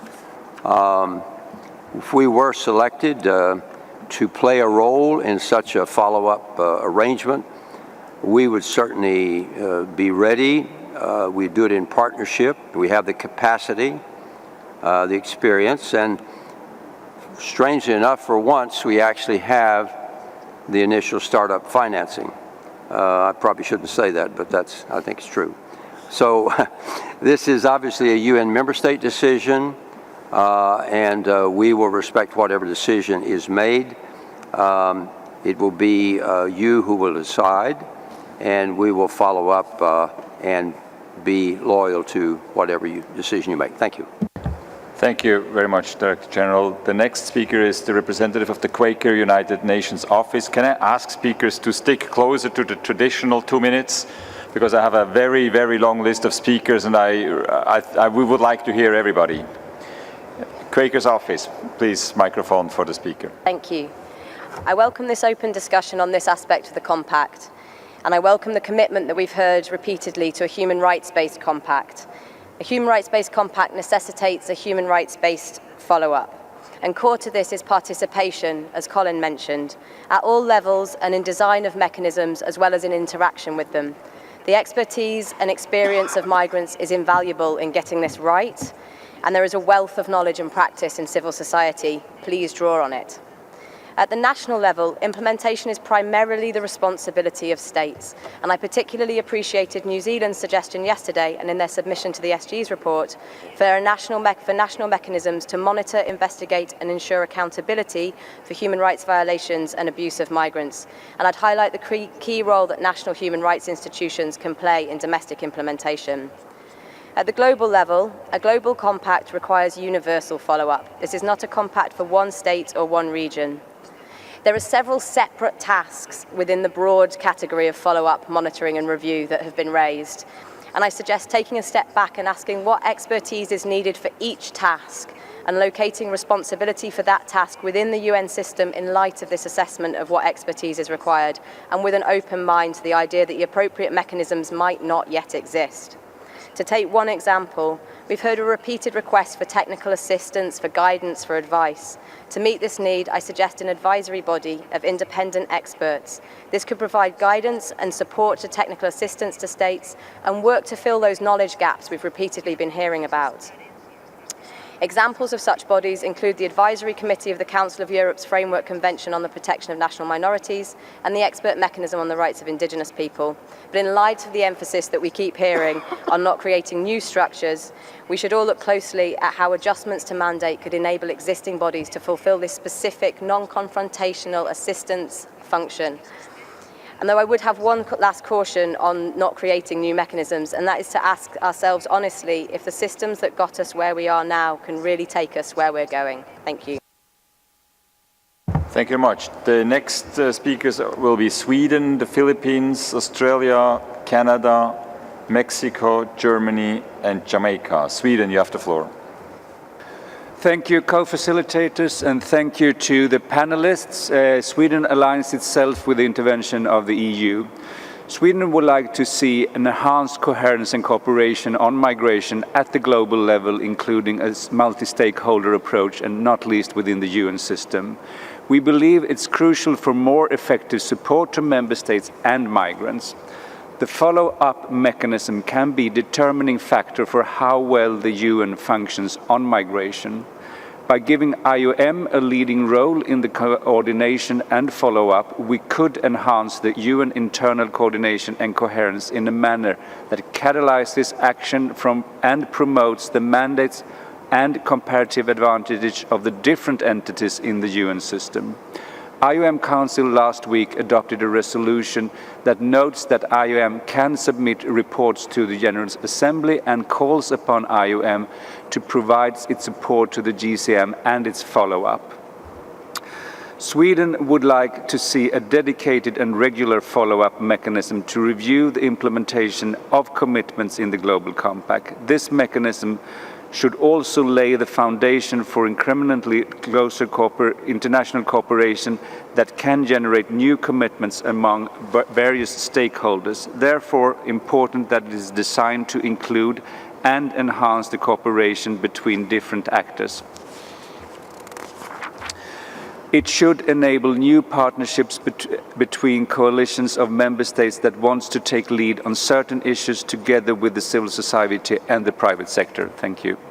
Thank you very much. The Philippines is next.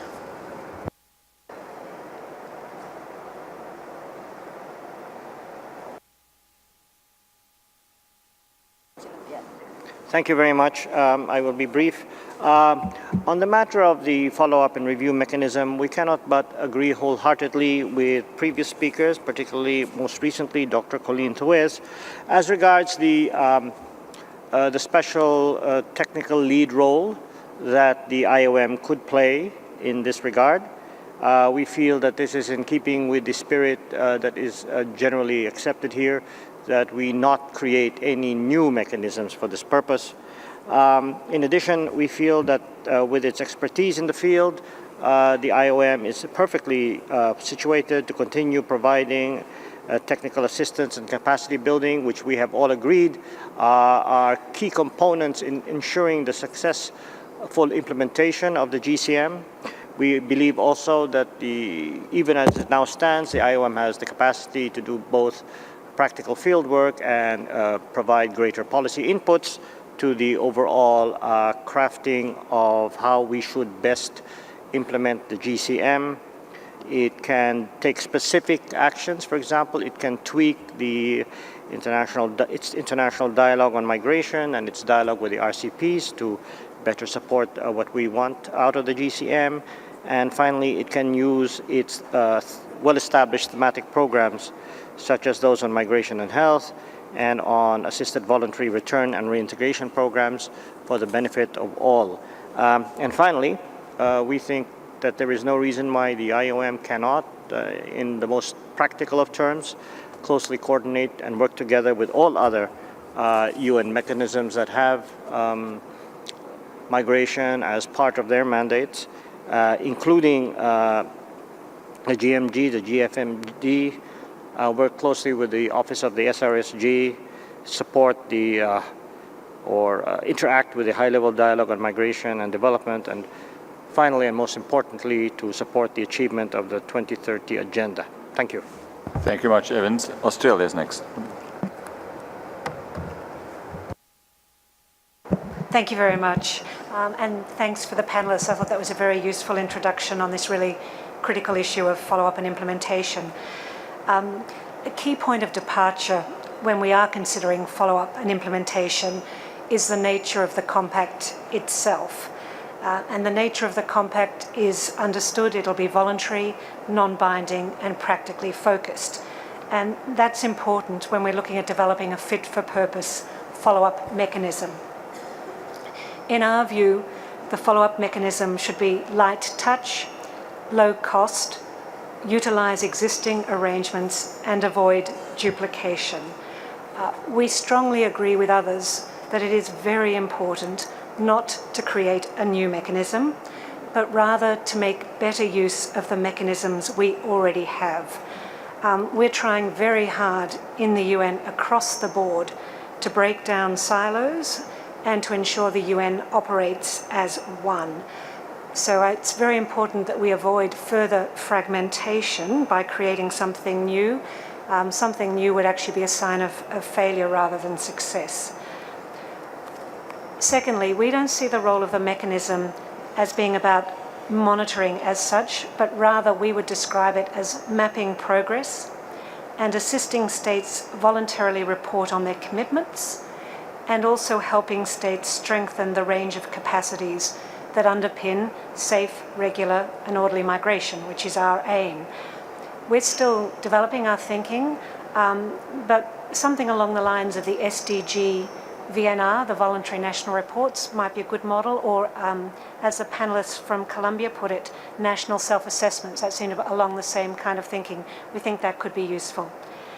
In this light, we do see, as others have said, a central role for IOM, which it's not the only agency involved in migration, but it is the only agency exclusively dedicated to it.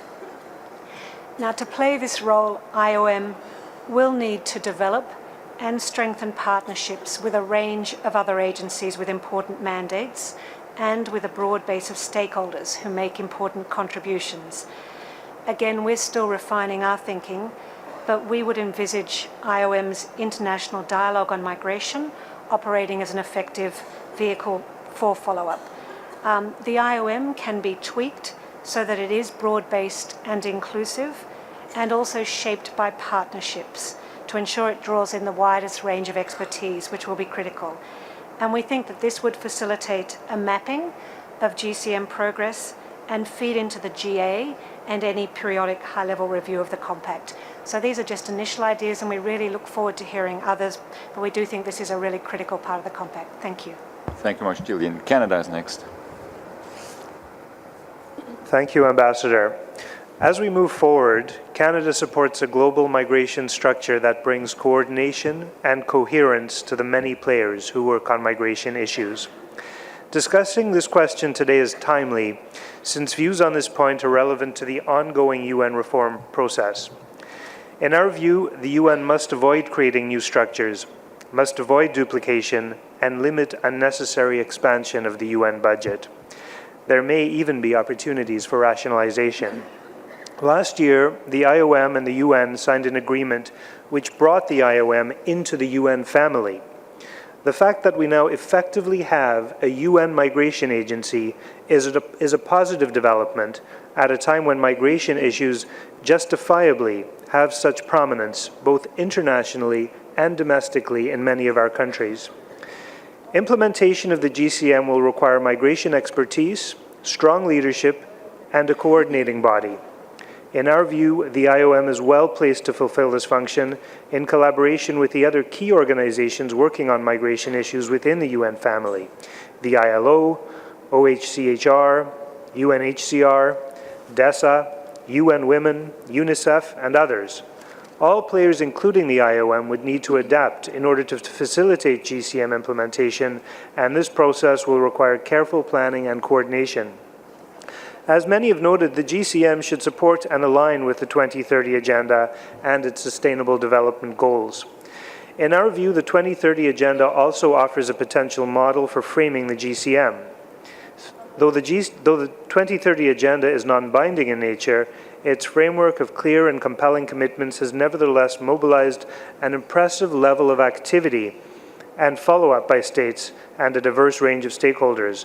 Like the 2030 Agenda, the GCM could provide for, first, a nationally owned whole-of-society process consistent with the principle that it is states that determine the nature of their national migration systems.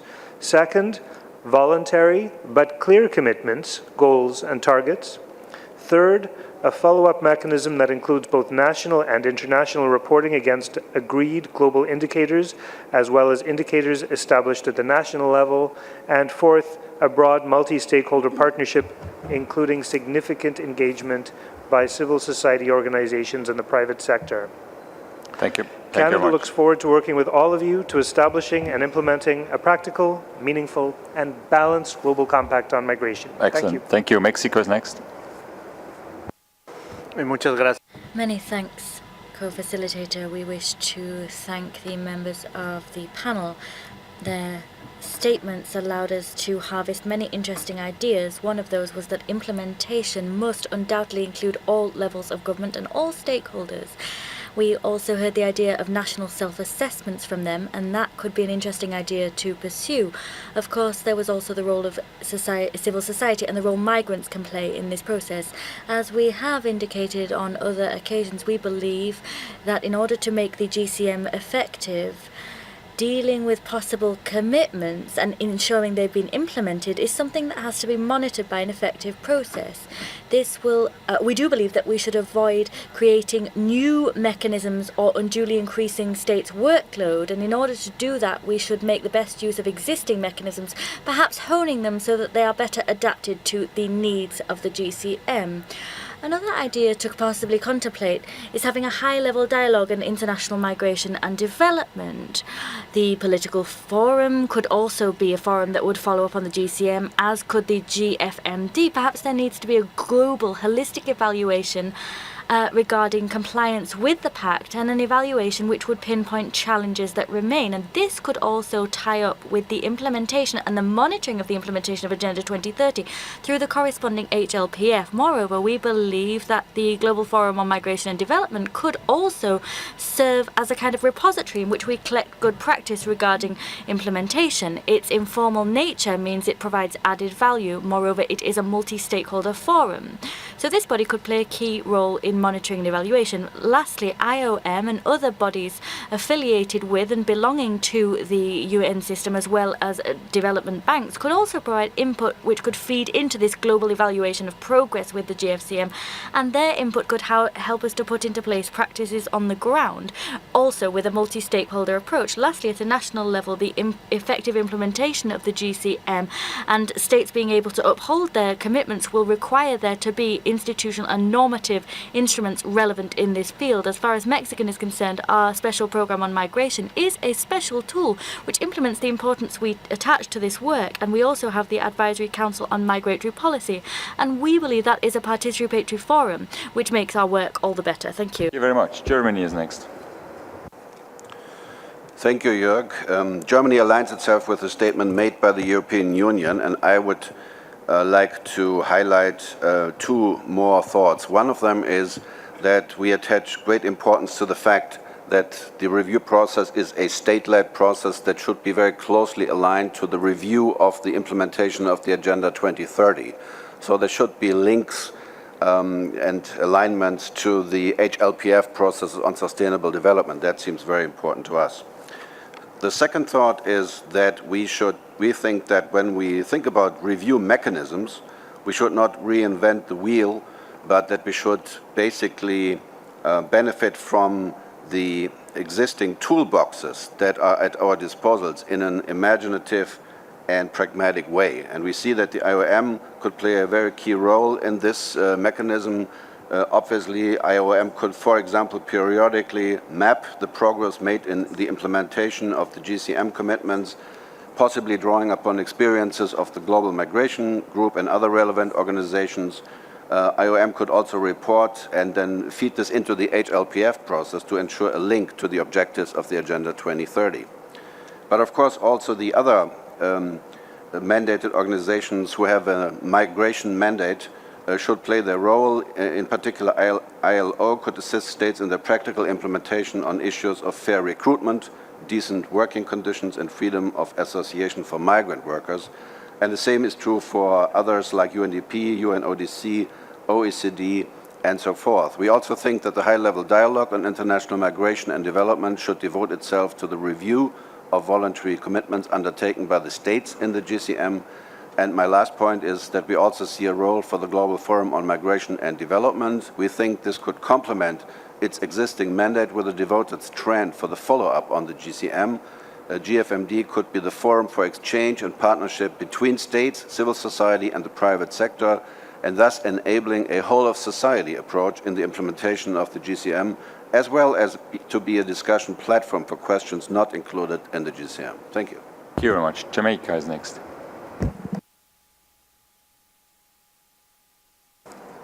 Yes, thank you, Chair. I have a few comments, and at the global level, my rationale is, given that migration is multidimensional, I'm using that as a basis for my proposals. I do agree that we should not create new mechanisms, and already we have a coordinated mechanisms in the UN, which is the Global Migration Group, and I'm proposing that that becomes a joint secretariat, and IOM will chair that secretariat in relation to the compact. Already there are some constraints in terms of the membership of IOM, and I'm proposing that for the current 169 members, I'm proposing that the other members of the UN becomes automatic members of IOM if that is permissible under the Constitution. To make IOM become comprehensive and all-inclusive, to chair the Secretariat. I'm also proposing that at the regional level, the regional migration groups are currently very restrictive in terms of its membership. Not all regions have RCPs, and therefore the RCPs in those regions that they are currently comprehensive in terms of membership of all the states there, then those can be used. But for instance, in the Caribbean region, there is no RCPs, and so we would want to see a mechanism established there to ensure that the compact is monitored. And at the national level, I would also recommend that the compact be integrated in the national mechanisms. For instance, in Jamaica, we have a national working group on international migration and development, and I know while it covers international migration and development, we can also address international migration purely issues. Those would be my proposals. Thank you very much. I'd like to give the floor to the representative of the Interparliamentary Union, IPU.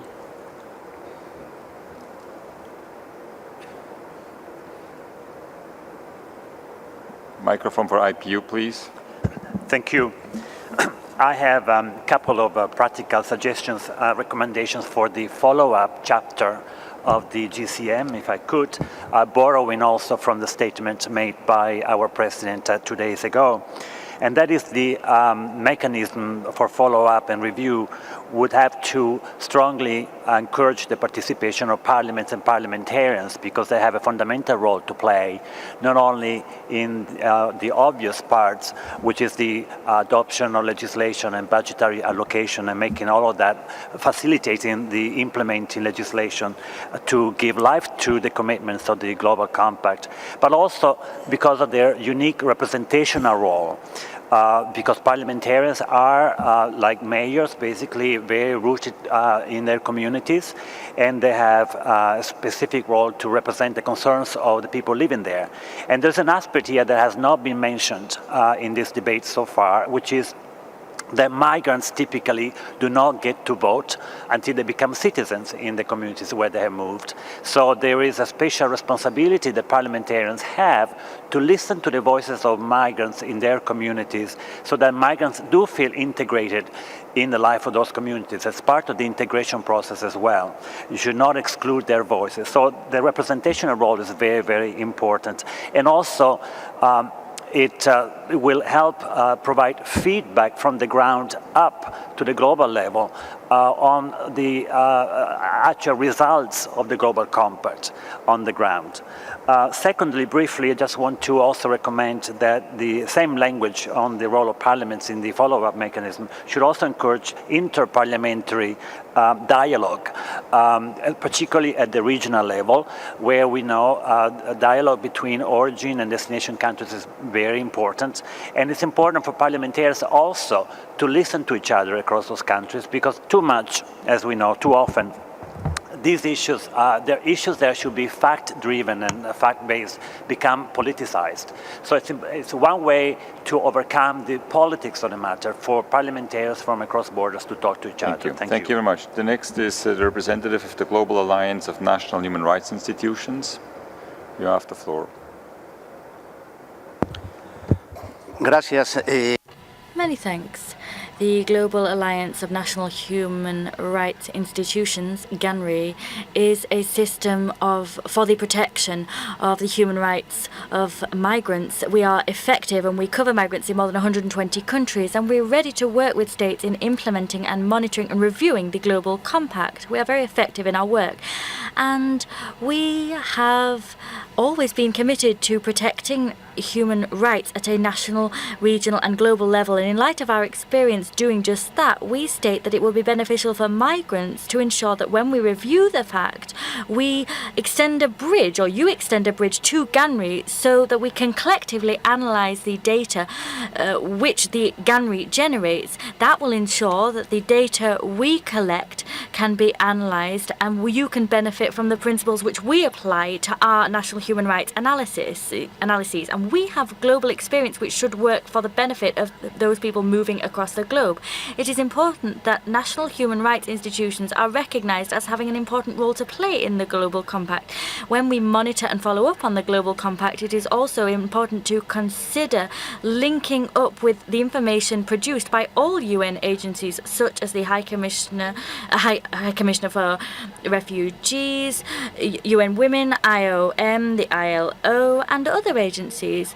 And the roadmap that is the Agenda 2030 should also play a key role and link with our analysis work. And all these links are important if we are to understand all the facets of migration as a phenomenon. We should understand that we need to bear in mind the fact that during this process we're talking about people with dignity.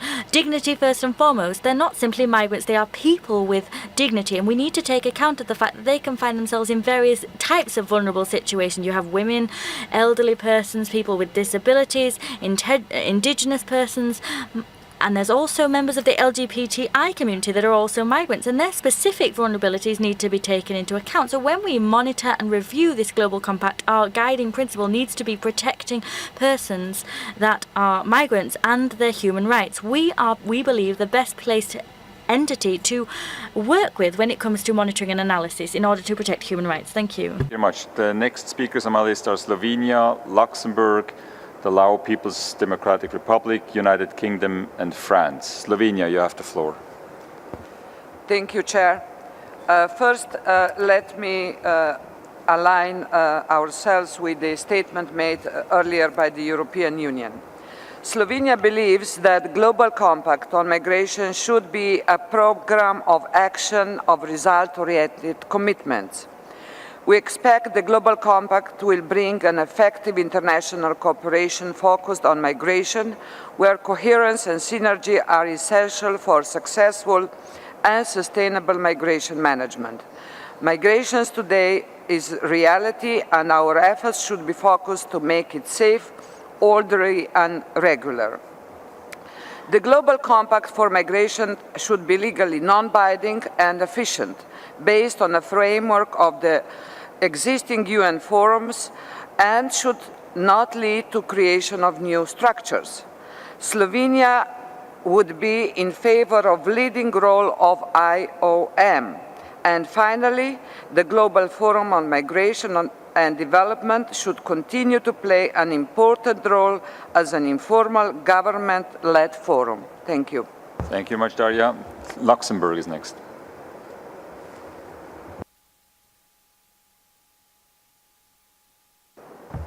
Merci. Thank you. I wish first and foremost to thank our Mexican hosts for their kind welcome and their warm hospitality.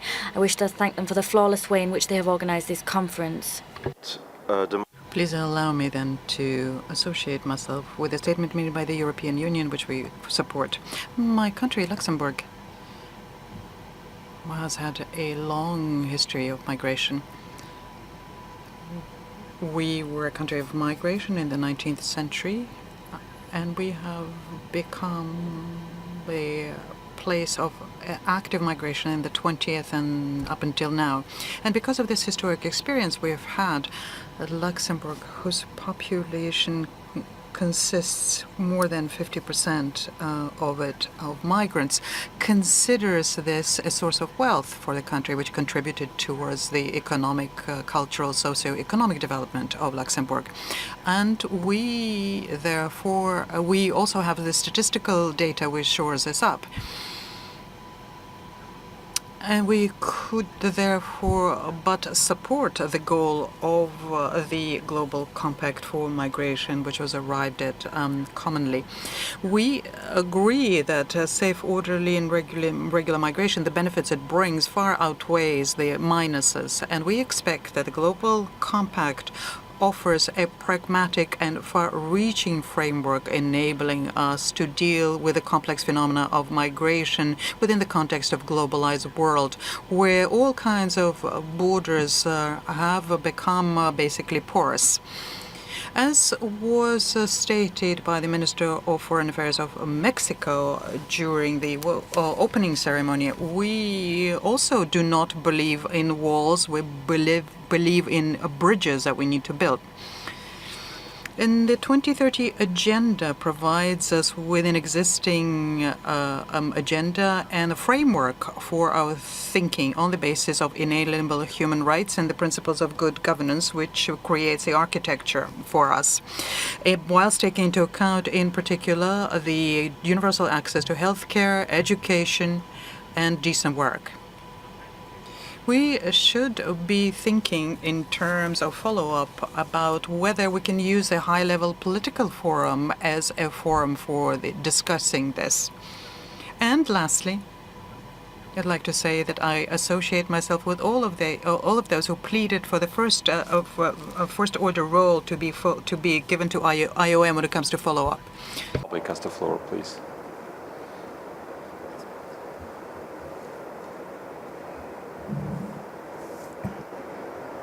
Microphone for Laos. Distinguished co-facilitator, I thank you for the opportunity to speak. At the outset, my delegation would like to commend you and members of the panelists for the insights over the past few days. My delegation would like to express our gratitude to the United Nations and the government of Mexico for the hospitality in hosting this important meeting in these beautiful cities. The Lao government continues to support international community efforts to address the migration challenges, among others through its commitment and obligation under international law and through its active participation and cooperation with our neighboring countries, including in the context of regional framework and mechanisms, as well as through its national policy and legislations. The Lao PDR attaches a great importance to the ongoing inclusive and responsible GCM consultation process. and would like to echo the view that, among others, poverty and inequality in development are often the root cause or a driving force of migration. Therefore, we would like to emphasize that these areas should be underlined in the formulating of the compact. With regard to the follow-up and monitoring mechanisms, we are of the view that it should be the non-binding and governmental-led mechanism with the prioritized objective to share best practice and identify area of cooperation and mean to support member states. Lastly, I would like to wish you the successful meeting. Thank you. Thank you very much. United Kingdom is next. Thank you, Chair. We align ourselves with the statement of the EU. Any follow-up mechanism and implementation mechanism must bear in mind the non-legally binding nature of the compact itself. Nevertheless, the UK believes that the compact should be more than just words on a page and practically support member states to deliver on their commitments in Agenda 2030, particularly SDGs 10.7 and 8.7. This support can take several forms, but should include the better use of evidence of data, spreading innovation and knowledge of what works globally. The IOM possesses a range of policy and programming expertise that can help in sharing best practice and delivering projects on the ground, and there are many advantages to IOM taking a leadership role in supporting member states to work towards achieving the relevant SDGs. But migration covers too much ground for one agency to be able to take this on. The compact should set out what a coherent response at the global, regional, national levels looks like. The expertise of all relevant bodies should be drawn upon in a coordinated and appropriate manner. The Global Forum on Migration and Development should continue as an extremely useful, informal and government-led forum, enabling the exchange of new ideas, innovation, with regards to migration. Any follow-up to the compact, we believe, must be light touch and avoid any new structures, as many have said. It should be aligned within the existing mechanisms that are already charged to assess progress towards the achievement of the migration-related commitments in the 2030 Agenda, such as the High-Level Political Forum on Sustainable Development or the UNGA High-Level Dialogue on International Migration and Development. This would provide the necessary oversight for reviewing progress and regular reporting and avoids the need for technical evaluation of progress. We agree that any follow-up must be member state driven with adequate opportunities for civil society to feed into the process. And finally, whilst we agree that there may be a need for development assistance for capacity building to support states to meet migration objectives, we do not support the compact having a dedicated financial facility. Thank you, Chair. Thank you very much. France is next. Merci. Thank you. France obviously fully aligns itself with what was said by the representative of the European Union, and I'll limit myself to 3 comments that I would like to make. When we're talking about a follow-up mechanism, we need to base ourselves on what it is that we're expecting from the compact, namely a specific program on voluntary basis. In other words, a toolkit based on good practices that we want to see expanded throughout the globe. We also think that we need to have the possibility of a phased and differentiated approach to enable the state to implement that. Not everyone can proceed at the same pace. And the possibility of mentioning some aspects which are not consensual and which will be discussed in further dialogue. A follow-up mechanism need be in line with a pluridisciplinary approach of the compact. It's not limited to development, even in the broadest possible sense. There are security issues, human rights issues, combating criminal networks, etc. So there is a scope there for many an organization which deal not only with migration and development, for example, ITU, for example. So this follow-up mechanism has to be multidisciplinary in nature, and we should not create new, costly and heavy structures. We need to base ourselves on the existing mechanism, which are already high in number. And lastly, we support the IOM in key role there because of their expertise. It's an organization, as was stated by the Director General, is independent, flexible, has expertise which is both strategic and on the ground, and therefore has all the characteristics in order to play the central role here. And last point is this. I would like to raise points and say let's be careful about discussing a financial mechanism that's not realistic and could be in competition with other organizations, IOM in particular, which has an operational task in its mandate and for which we know that financial issues arise regularly. So let's not invent a new financial framework which will remain dead letter and could be detrimental to those operations which are successful elsewhere. Women, UN Women, you have the floor, please.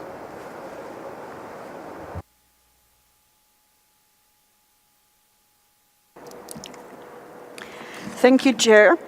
I'm intervening on behalf of UN Women and other GMG members, namely OHCHR, DESA, FAO, ODC, and UNIDO. The Global Compact should establish practical, participatory, and effective mechanisms to support periodic reviews of progress of its implementation.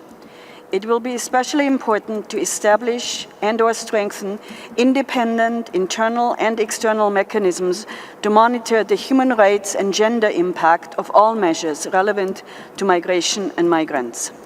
Robust mechanisms to support implementation, follow-up and review under the auspices of the United Nations should include the participation of all relevant stakeholders, including migrants themselves and migrant-led organizations, as well as the range of relevant UN entities. Such mechanisms will require the participation of civil society, parliaments, national human rights institutions and international human rights mechanisms, national gender equality mechanisms, the private sector and other actors. This would also imply tapping into existing intergovernmental bodies of the United Nations. In the General Assembly, that could be the periodic high-level dialogue on international migration and development. The high-level political forum could review migration and related issues, in particular SDGs 8 and 10. More technical reviews could take place within the ECOSOC system, for example, through its functional commissions. The linkages between the Global Compact and the 2030 Agenda must be harnessed to build synergies and promote innovative solutions. A whole-of-government, whole-of-society, and whole-of-UN system approach must be a central tenet of the Compact. Success in follow-up will require the strengthening of capacity on human rights-based and gender-responsive policies and practices for all stakeholders, including institutional coordination mechanisms and capacity to collect and analyze and use data disaggregated by sex, age, and migration status. Thank you. Chair, the Global Migration Group stands ready to support you and all member states. Thank you very much. Next speaker is from Bloque Latinoamericano.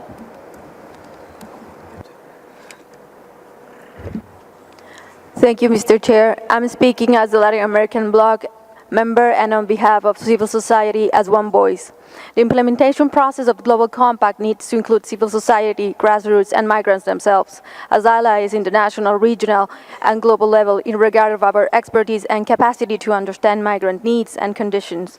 In that sense, we see key to take a significant role in all the steps of the implementation, which, with special attention in the follow-up process, as our comprehensive views will have identified the challenges and best practices already in place and the ones that will be taken as a result of the GCM. Therefore, we propose at a global level, an interagency and collegiate committee of the universal human rights system, which should be integrated, in which the participation of government, civil society, migrants, persons subject to international protection, and their families, organization experts, academics, religious groups, and corporations is warranted for the discussion of controversies or interpretations, the monitoring of transnational, cross borders, and local implementation, the assessment of the guidelines and actions set forth by the Compact. In that sense, IOM needs to take the leading role in the GCM implementation and follow-up accompanied by other UN agencies and regional organizations in order to have an accurate understanding of the progress of the Global Compact, always prioritizing migrants' progressive access to human rights. Only by working together, we can achieve a whole society approach aimed to assure the GCM effectiveness and coherence with migrants' necessities. At a regional level, when we talk about the monitoring and evaluation mechanisms, we need to think about the inclusion of the regional organizations and mechanisms already in place. In the case of Latin America, ECLAC and the Inter-American Human Rights Commission of the Americas, a state organization, for example, alongside with IOM and other agencies of the UN, have shown their value. In Latin America, we have a good practice related with monitoring the process of Brazil Plan of Action, a not-binding process related with protection led by UNHCR that counts with participation of civil society in implementation and evaluation. Thank you so much. Thank you very much.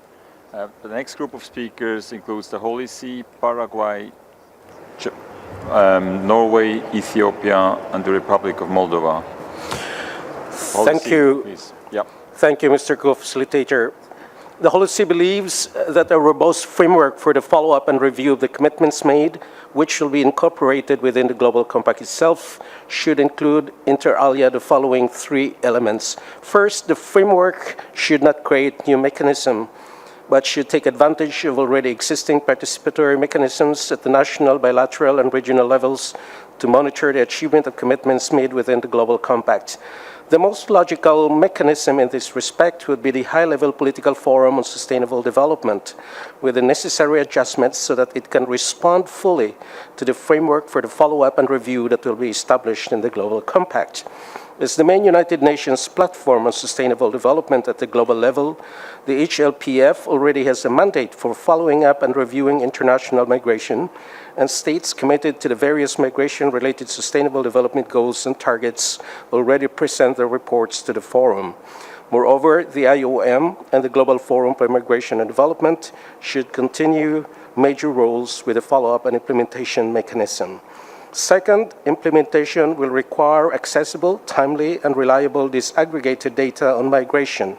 The Global Compact must avail of the data and information from existing reporting mechanisms used by the IOM and other international organizations, and should support states as they build their national capacity to gather data and analyze them.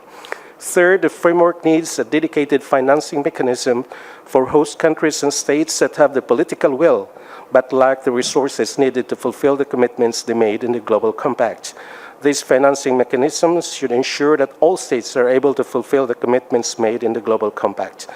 Whatever the details of the framework to be agreed upon for the follow-up and review of the Global Compact, the principle of common but differentiated responsibilities must be applied in full respect for international humanitarian and human rights law. Thank you, Mr. Co-Facilitator. Thank you much. Paraguay is next.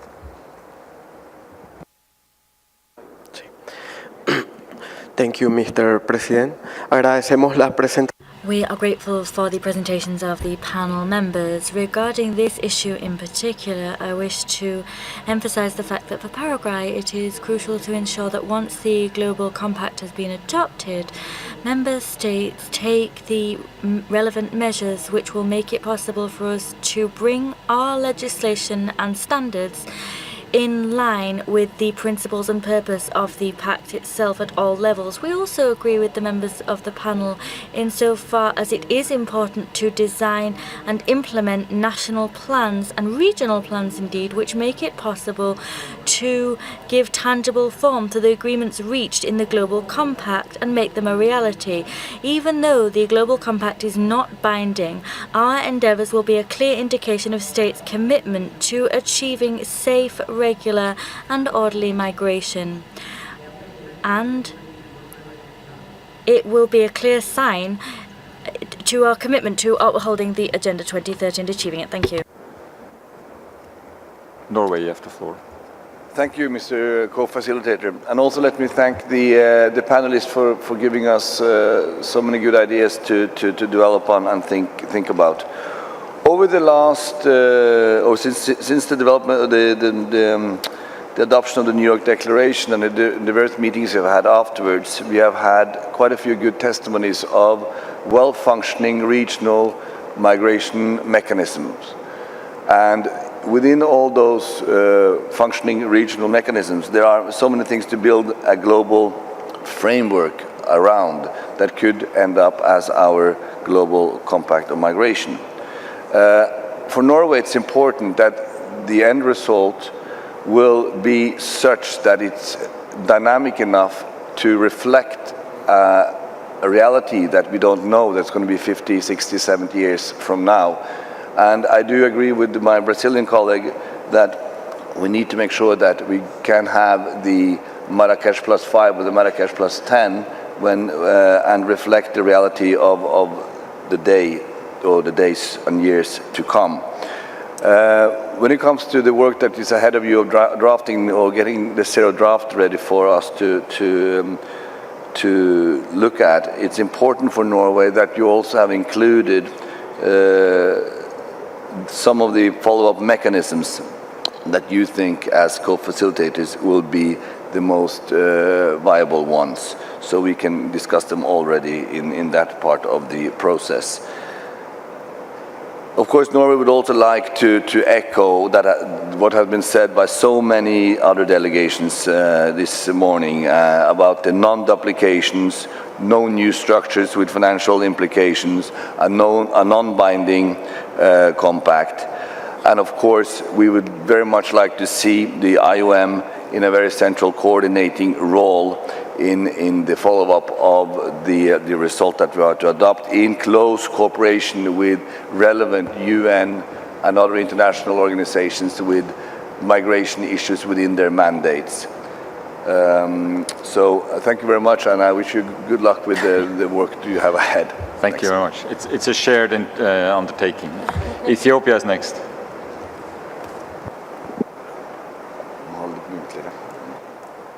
Thank you, Mr. Moderator. Let me also join the preceding speakers in thanking the panelists for their insightful presentations.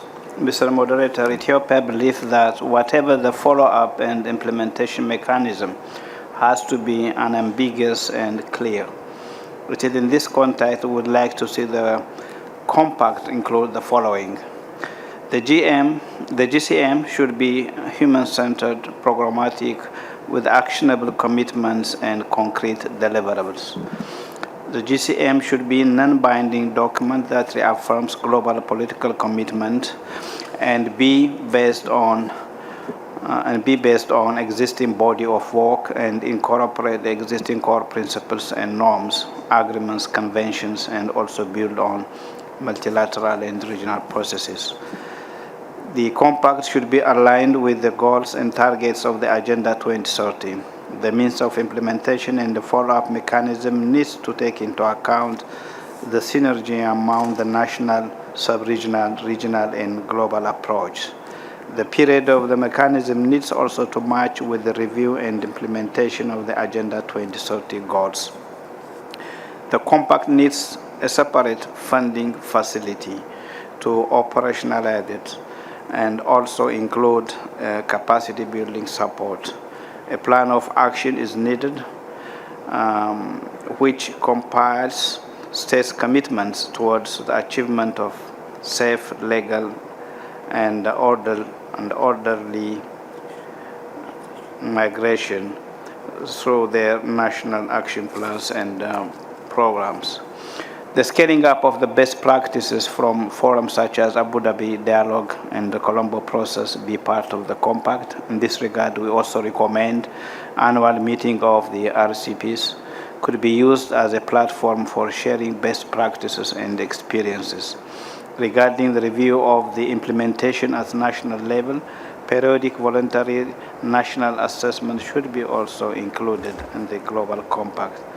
At the global level, Mr. Moderator, IOM as a leading agency on migration needs to continue to play the overseeing role of the implementation of the compact along with other relevant agencies and organizations. I thank you, Mr. Moderator. Thank you very much. Republic of Moldova is next. Thank you very much, Chair. As we embark on this journey, considering the next phase, we believe it's important to keep visionary, innovative, and never give up on the change we want to see in this world. As we approach today the element of architecture, which is also very timely for Moldova's instrument, EU European Union Republic of Moldova's mobility partnership that has been as filter for the migration-related activities and progress in the country since its signature in 2008. Activities in the mobility partnership framework went from being focused mainly on the prevention of irregular migration to promoting legal migration and to the present initiatives on the inclusion of migration into the national development policies. Nevertheless, most of the policies and initiatives are currently focused on the mainstreaming of migration's impact to the development of a country. As a pilot country of the mobility initiatives, we are sharing our experience along with good practices and results on its implementation with other countries from Eastern Partnership and the Southern Neighborhood. Next year, we will be celebrating the 10 years of mobility partnership implementation. We will upgrade this framework of cooperation following the evaluation exercise, which begins as of February next year. I will echo today's morning brilliant speakers on the importance of understanding the human rights and effective use of data when crafting national policies in migration field. On the role of existing platforms and forums and the relevant moment to take their role into account, we'd like to emphasize the role of GFMD Forum and its valuable experience and expertise, where Moldova is as well actively engaged, and it's important to see how we can make use of this platform further, especially continuing the dialogue where we can reach convergence. The last but not least, another useful platform to mention where Moldova is also participating and is sharing its best practices is a migration laboratory developed by GIZ, which brings together international thought leaders from different sectors to enable new perspective and to facilitate the co-creation of ideas, innovative practice towards a migration that benefits all sectors in society. Thank you. Thank you much. The next speaker is the representative of ILO. ILO, you have the floor. Thank you, Chair. Over the last few months and during the last 2 days, we have taken note of the high priority that member states have attached to the issue of labor migration. We note that there is already a global framework, standards, tools, and guidance and good practices that's been developed, which could be better implemented and more widely supported.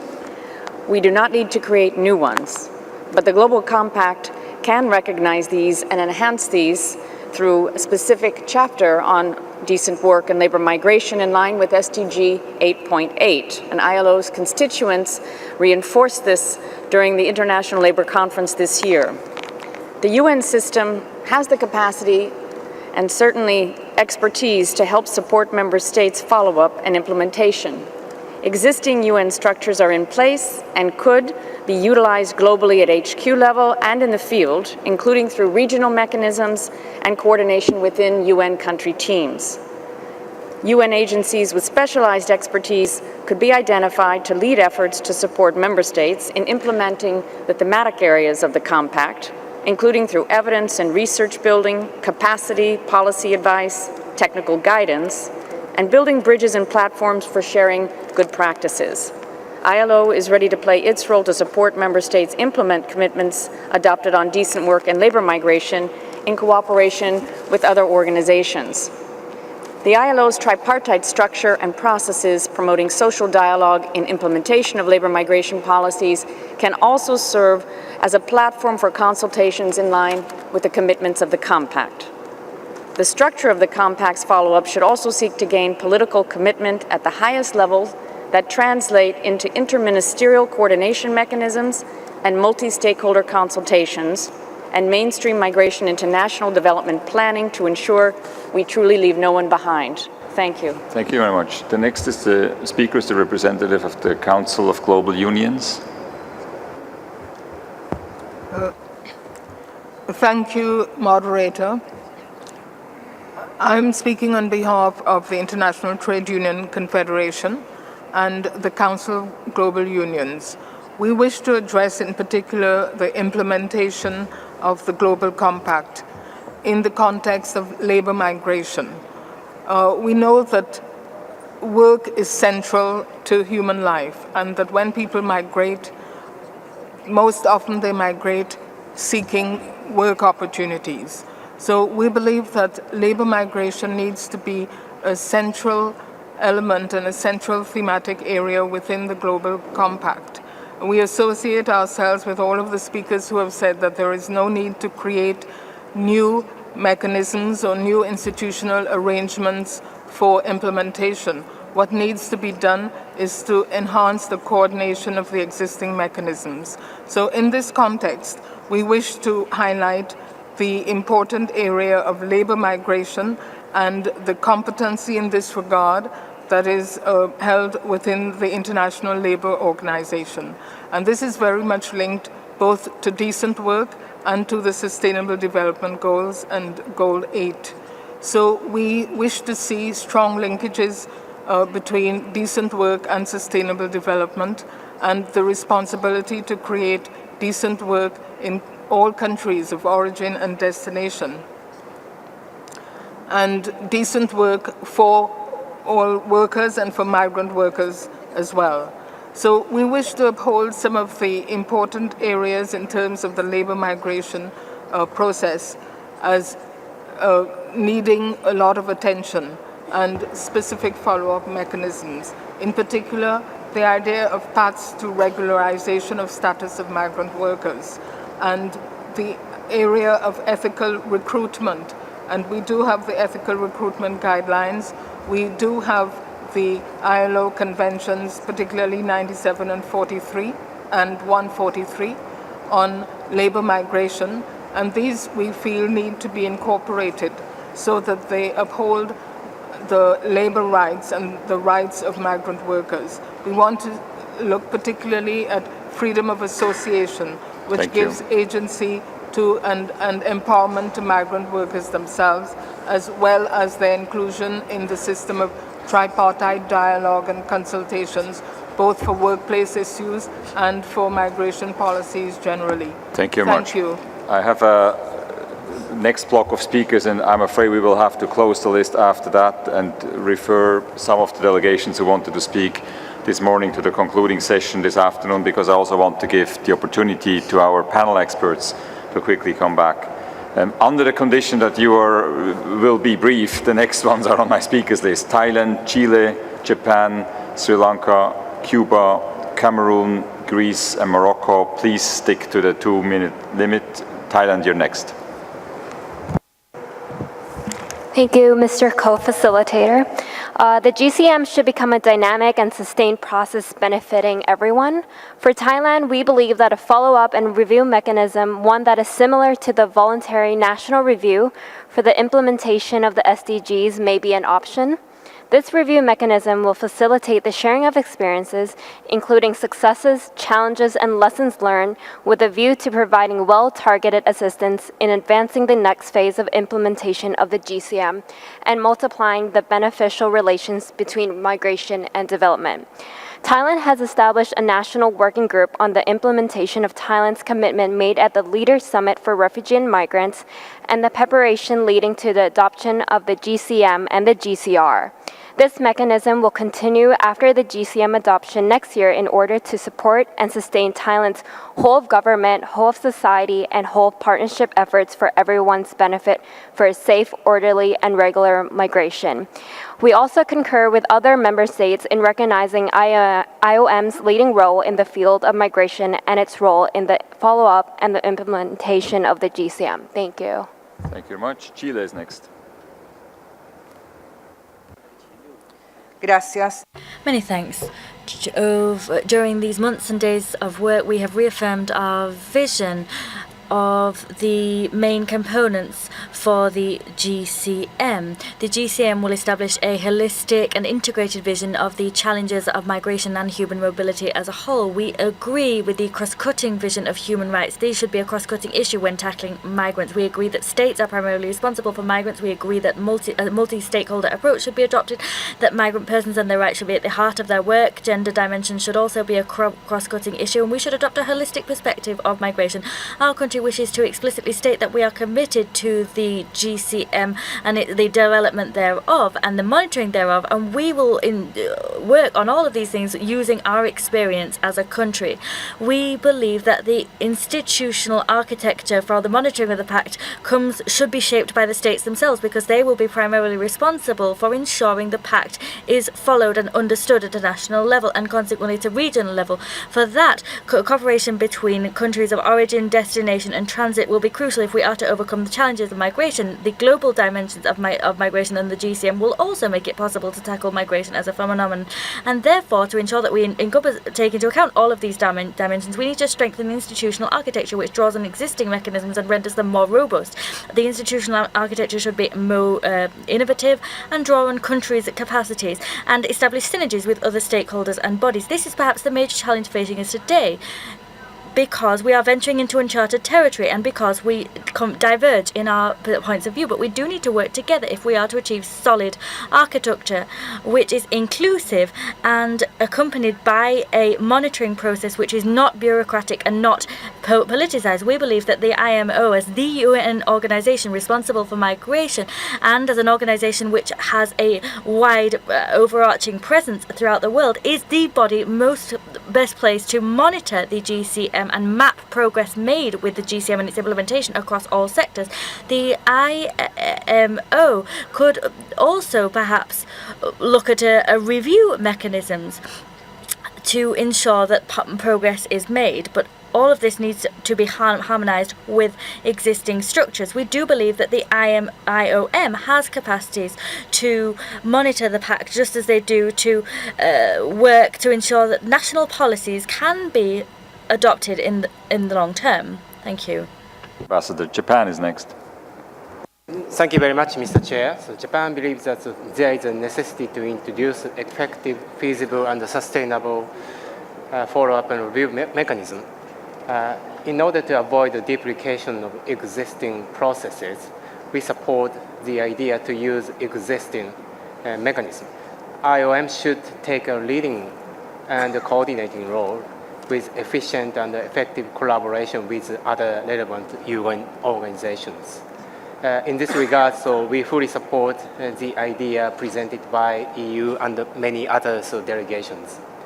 In addition, we also need to pay due attention to possible budgetary implications of each UN organization by introducing such follow-up mechanism.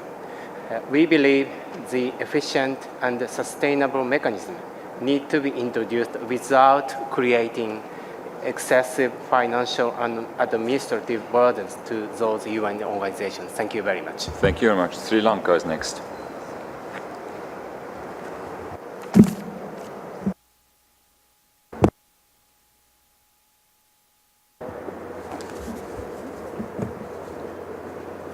Most of the implementation mechanisms at national level are based on the policy guidelines and national action plans. However, most of the existing national policies on migration are formulated with top-down approach in which migration see the eyes of states or policymakers. This does not give us a proper picture on real aspirations of migrants, especially how migrants achieve their goals in their real life. Failures or successes are not taken into account at this stage. Bottom-up approach or micro-level interpretation and real-life experiences and well-being of migrants in formulation of policies is hence essential. Therefore, GCM may give institutional support for countries through IOM and ILO and other institutions to follow balanced and comprehensive approach in formulation and implementation of their national migration policies. Thank you. Thank you very much. Cuba is next. Muchas gracias. Many thanks. We are convinced that what is most important is the fact that we've adopted these commitments, but that following that we do put in place a monitoring and review process. And the most important component of all of this is the fact that when this process begins, we have to bear in mind that we've adopted commitments that we need to give tangible form to. And the ultimate goal, and we need to bear this in mind, is that migrants' lives need to improve and that we can say that our work was worth it. Otherwise, we'll have simply wasted our time. We do have every faith in the fact that we won't create new structures, because indeed we don't think they should be created. That would give rise to excess costs and would weigh down the implementation of commitments, the commitments that we will formally adopt next year. We believe that the IOM should be the lead organisation for this monitoring and review process, and it can harness its experience to actively ensure that implementation occurs very quickly. We believe that the monitoring process should not be separate from the General Assembly's review processes for the implementation of Agenda 2030. Thank you. Thank you much. Cameroon is next. Vous avez la parole. Merci. Thank you, Facilitator. Cameroon would like to also thank the host country, Mexico, for convening this, for organizing the meeting and the hospitality extended to us.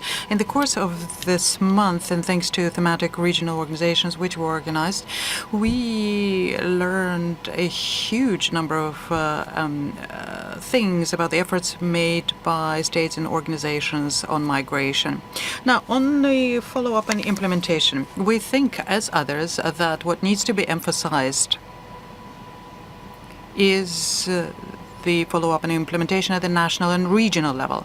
However, migration, as we know, is multidimensional and trans-regional, and that's why we think that we need to have an international mechanism as well to ensure that the compact contributes to rectifying the weaknesses and making sure that migration is safe, orderly, and regular. We are in favor of supporting of the IOM as coordinator here. The IOM has to have sufficient financial resources in order to carry out its mandate. The IOM has to be invited to up reports on migration situation through the word to be presented to the General Assembly. The compact also, we think, should provide for a review conference.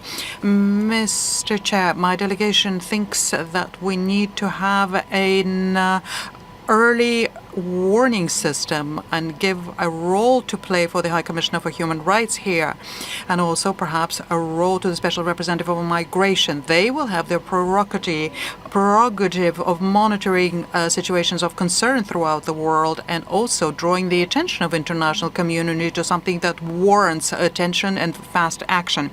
To conclude, sir, I'd like to say that my delegation would like to emphasize that the main principles of the compact has to be cooperation and shared responsibility, the respect of the human rights of migrants, which need to go hand in hand with the principle of sovereignty.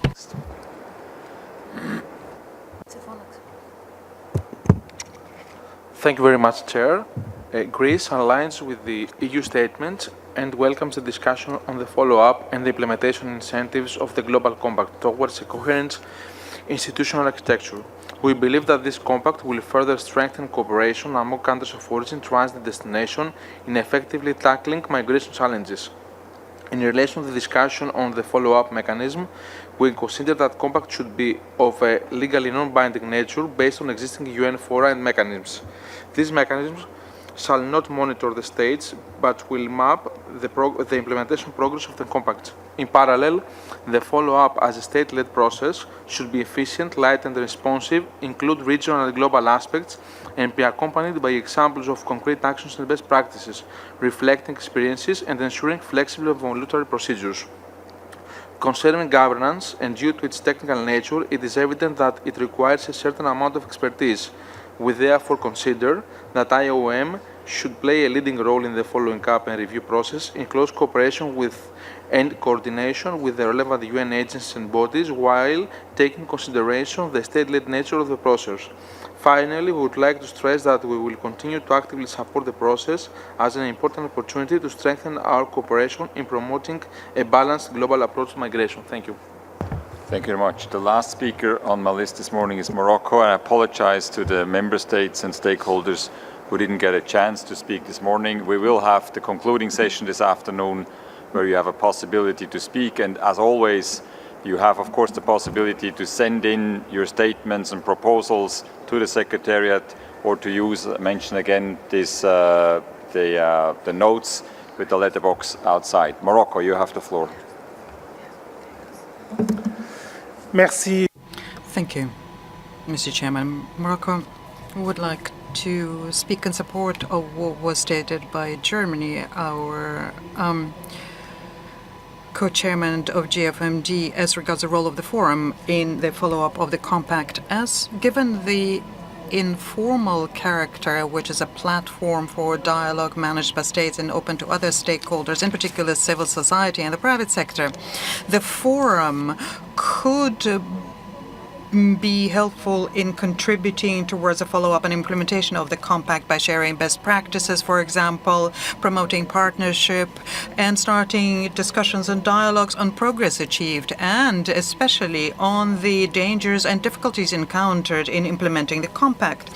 The role of GFMD needs to be envisaged whilst ensuring that there is complementarity and synergy with other stakeholders in the process of implementation, in particular the IOM. As was the case for the 2030 agenda, we decided to contribute towards the annual report, the forum that is, and present it to the ECOSOC. And we could do the same thing by producing an annual report on the compact's implementation. We stand ready to react to the solicitations of states insofar as our means, capacities, and mandate allow. Thank you. And with this, I would like to come back to our panel experts to not summarize, but maybe answer some of the questions. One easy question was, how are we going to solve all this? But Colleen, you want to go ahead? Sure. A few remarks. Thank you very much, Mr. Chair.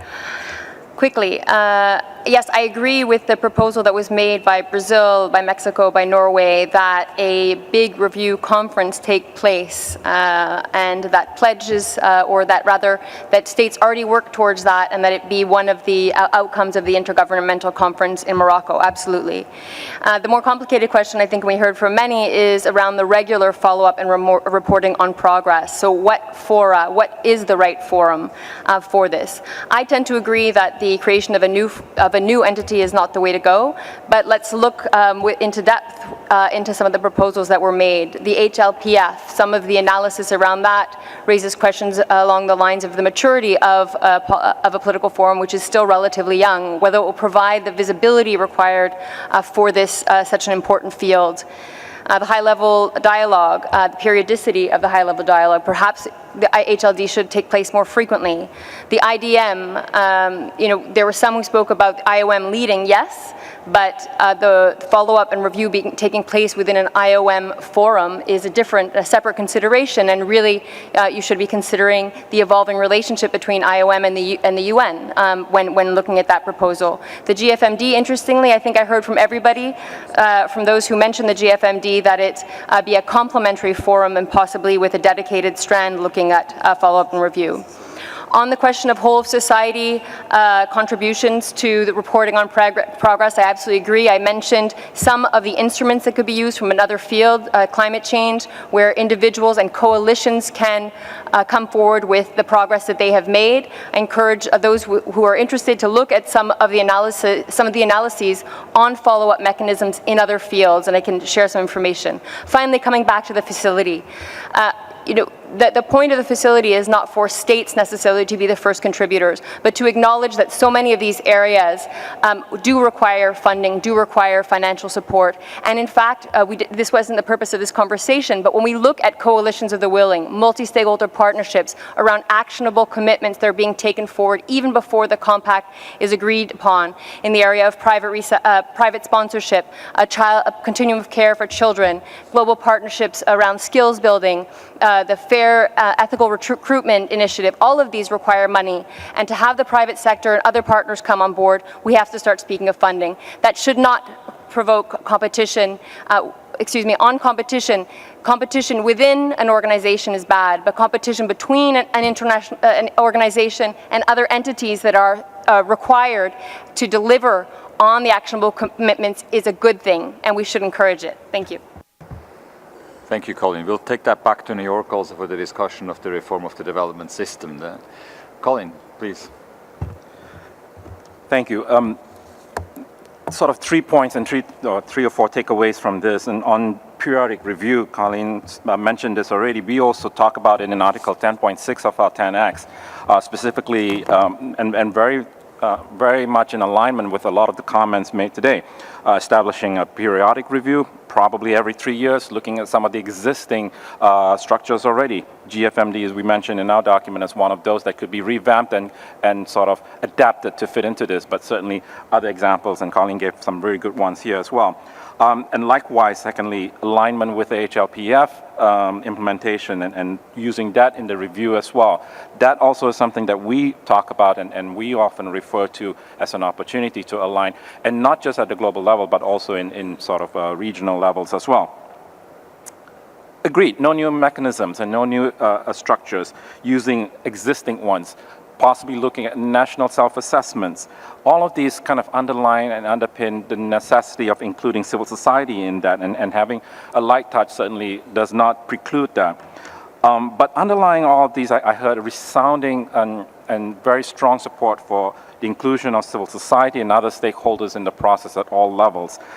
We did talk about this being a very states-led process in the review and implementation, but I never once heard anybody say states only. And I think that's inherently at the national, regional, and global level. And this is certainly a time for a coalition of the willing and co-facilitators and fellow colleagues. I think we all agree, civil society and other stakeholders, we are definitely ready, willing, and able. So we look forward to the implementation. Thank you very much. Thanks to our panel experts again for launching and concluding this segment this morning. I thought it was extremely interesting. I'm also extremely encouraged by how these interventions now become increasingly interactive and constructive. Juan Jose, maybe we should stay in Mexico a little longer than just... We can arrange. Seriously, enjoy your lunch, use the lunchtime, continue to use the lunchtime for interaction between the delegations. Special thanks to the speed translators again for their efforts this morning, and we'll see you at 3 p.m. in this room for the concluding session. Thank you very much.